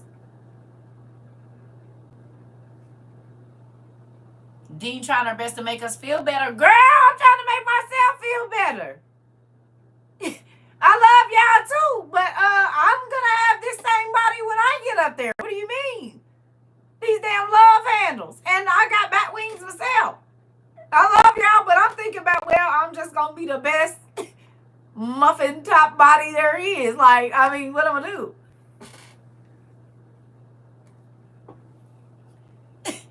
What am I going to do? He said your soul is the exact shape of your body. And we saw, it's in Adam. Is it in Adam? I think it was a testament of Adam. Or the apocalypse of Adam. One of them. I think it was the testament of Adam. Not pseudo whatever his name is. I think it was a testament to Adam. Somewhere around there. Because I think it was talking about when Adam died or Abraham. One of them. Whatever it is. Whoever it was. It said that his soul is the shape of the body when it's coming out. It's the exact shape of the body. So when you get that, it's just going to be what it is. What are we going to do about it? It's going to be a new one, though.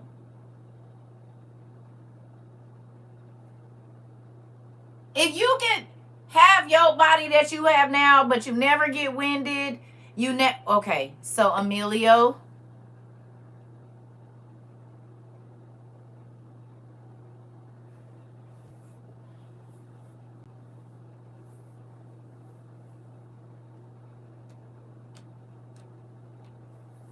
Enough. That kind of stuff get people blocked from my class. Okay?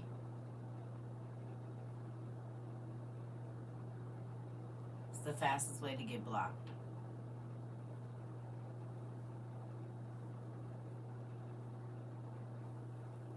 Okay?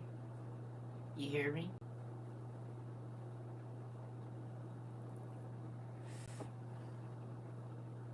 This is not a dating service or site. This is a class, and we talk about a lot of things, and me being somebody maybe is not one of them. This is the World Wide Web, and that ain't the kind of love we handing out. We handing out familial love. Mm-hmm. No, Eve, I got it. Okay? We family in here. You see how we laughing like we didn't set up and ate a good batch of chicken and macaroni and cheese, and now we on the porch watching the kids play, and we is all talking crap about how we used to be fine, and now we just a little, okay? Right. So.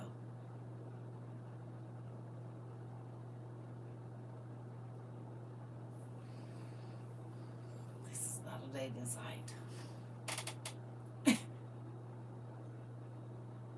You said that's exactly what I have for dinner.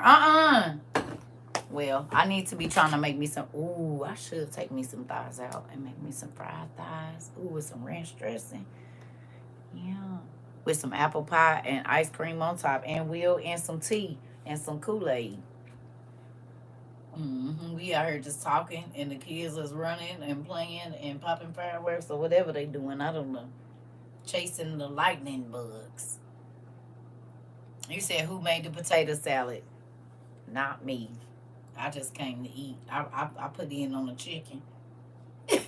I put in on the chicken and the corn on the cob and the macaroni and cheese. That's what I put in on. And the bread. I put a little something in on that. We was waiting for the... You said I need some ribs in my life. Right. I was getting ready to say we was supposed to put something on the grill, but it never made it to the grill, so we just went on and had fried chicken. Mario, if you did, because some ribs sound real good right now. We seem to have a lightning bug infestation this year. I wish I could see some. I didn't see any this year. I did not see not one lightning bug this year that I can remember. Not one. You know what? Make some chicken and broccoli casserole. Oh, I ain't had that in a minute.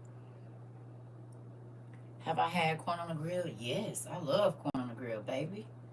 One of my favorite ways to eat it. Yes. Deep fried ribs is good. I done had both beef and they both good, pork and them.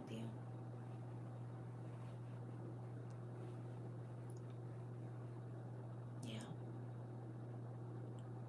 Yeah, they real good. Have you ever smoked a turkey neck or a turkey leg and then batter that bad boy and fried it? It be real good. Now sometimes depending on how you did it, you're gonna have to hold it together. But baby, like cooking it softly so it don't fall off, honey. Fried tomatoes with, oh, I love fried tomatoes and fried pickles, honey. I ain't had no fried tomatoes. Hmm. I might be going to give me some of that. Show haven't. Ooh, I'm gonna go get me some green tomatoes. You sure said something there, Mari. I ain't had no fried green tomatoes. I don't even know if I made any since I lived here. I think I did, because I could only find tomatillos. Excuse me. I could only find tomatillos, but them would be the same thing. The ones with the Spanish ones with the little paper on the outside, they be good too. You can fry tomatillos too, and I will in a minute. You said you'll bring a cheesecake. Thank you. Yeah. Listen. Grill the green tomatoes instead. It's super. I like them too.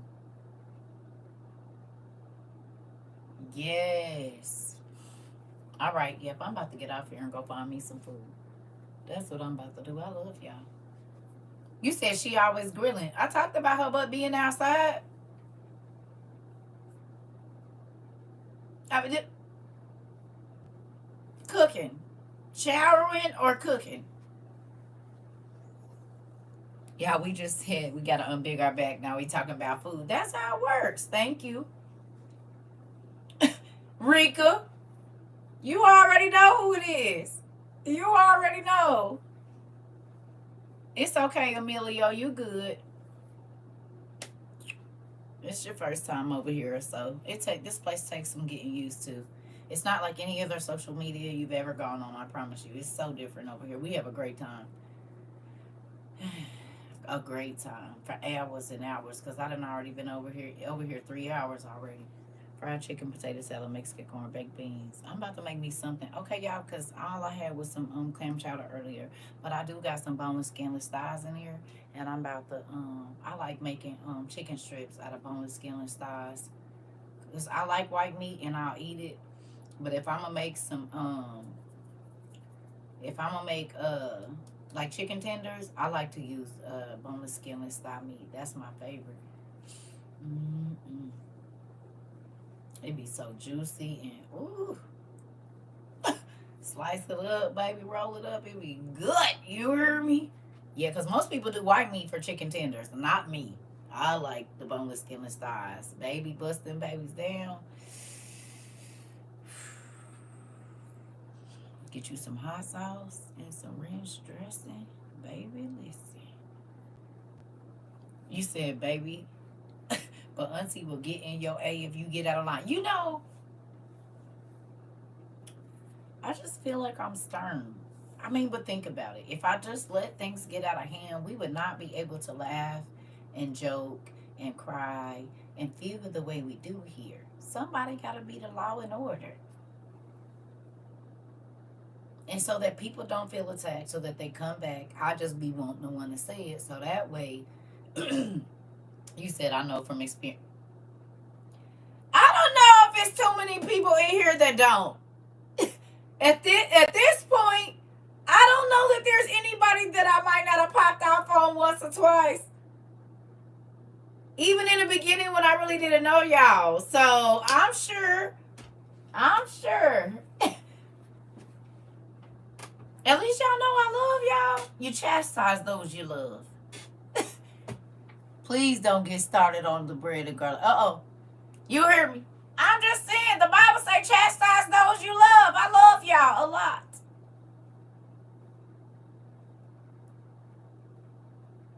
Because I promise you it's people that want me to talk to them and I could care less. Even if they did have a problem. Unless God convict me and make me talk to you, that's on you. I ain't got nothing to say. Act however you want to. But if I keep saying something to you, it's because I want to be around you. You said she do be popping a mess out of us. And y'all be getting me too. Don't think y'all don't get me too. I get in trouble for y'all. But I'm just saying, like, a person you don't care, like, that ain't my kid. I'm not worried about it. Little Niecy, I sent you a book, Mythology by Edith Hamilton. It's one of the first versions before the current book we use now for class. It's so different. Thank you. Thank you, Auntie. I appreciate you. Aww.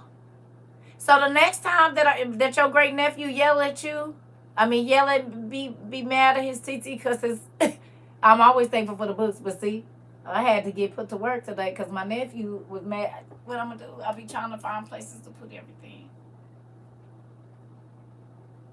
But thank you. I'm definitely interested to see it. Look at my fingers and the toes that start doing like this. Uh-oh. I'm excited to see it. It's different from our mythology that we use right now. He'll live. He'll be out. But I didn't. But guess what? What's all right, Miss Lolita? Listen. What's crazy though is you don't think that baby. At least he let you know he cared about it, and then you could tell me. And look how it didn't. Trust me when I say you have plenty of room for it. Uh oh. Y'all listen. Y'all gonna make me make some, even if I don't. Y'all signed up with this weight loss plan at work. They send you a scale. But think about this though. I forgot what I was about to say. I forgot. I was about to say something. Oh, that baby is used to coming here, and he's known for at least 2 years.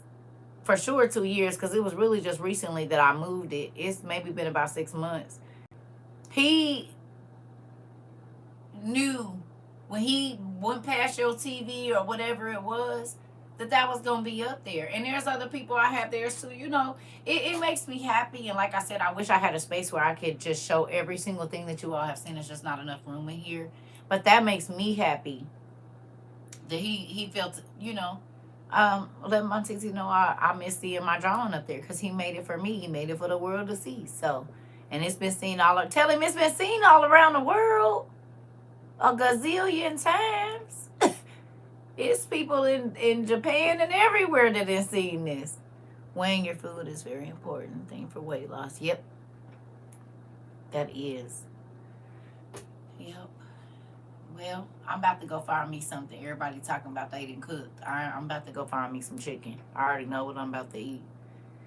And I'm going to put it in some salt so it can go in the defrost. I got about 35 minutes and I'll be able to go on and be doing what I need to do with that thigh. That's all I'm going to do. I love y'all. I'm about to go make me some chicken. And I might make me some rice. And I know I don't need to do that, but I think I am.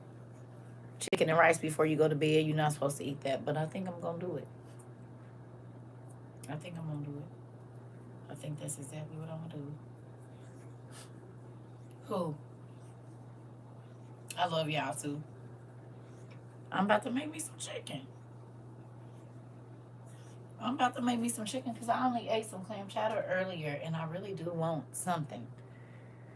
And I got a sweet potato in there so I could really just boil that and then make me a sweet potato. It's the big one too, like this big, like the yam. Give me the yams. Sweet, yeah. You hear me? I'm about to make me some yams and chicken. My daughter cooked dinner tonight. Smothered turkey wings, greens, and candy yams and mac and cheese. And I should have came over to y'all house. It's Frizzle, don't blame us for you. No more your rolls. That's because y'all started them. Right, with some fried chicken on top. A loaded sweet potato with some fried chicken on top. Cut up in a chunk. So with every bit of savory chicken, you get the sweet with the... I will put anything in a potato. Any and everything. And yes. And I got the sweet potato while that's boiling, while my meat is defrosted. I'm about to put that in there. So by the time it's defrosted, that'll be done. Or almost done. And then I'm going to fry that chicken and chop it up and put it on the top of there. Yes. Oh, that's going to be good. Okay, I got to go. Because it's going to keep getting later and later. Love y'all. Bye. Y'all done ate. I'm about to go eat. I love y'all. Bye. I'm about to go eat. I'm about to make just that. Some fried chicken and sweet potatoes. That's what I'm going to do. Love y'all. And put some green onions. I got some. I got you. I'm going to take a nap getting up to make sweet potato pasta.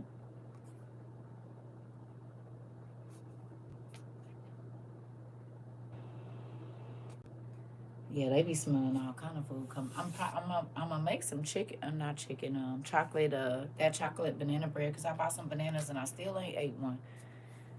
Well, I didn't buy bananas. They brought bananas and I bought tomatoes. I don't know how that worked out, but whatever. I think they took my tomatoes and gave me the tomatoes. I mean, they kept my tomatoes and gave me bananas, but it is what it is. I love y'all. Yeah, I'm about to go eat. See y'all.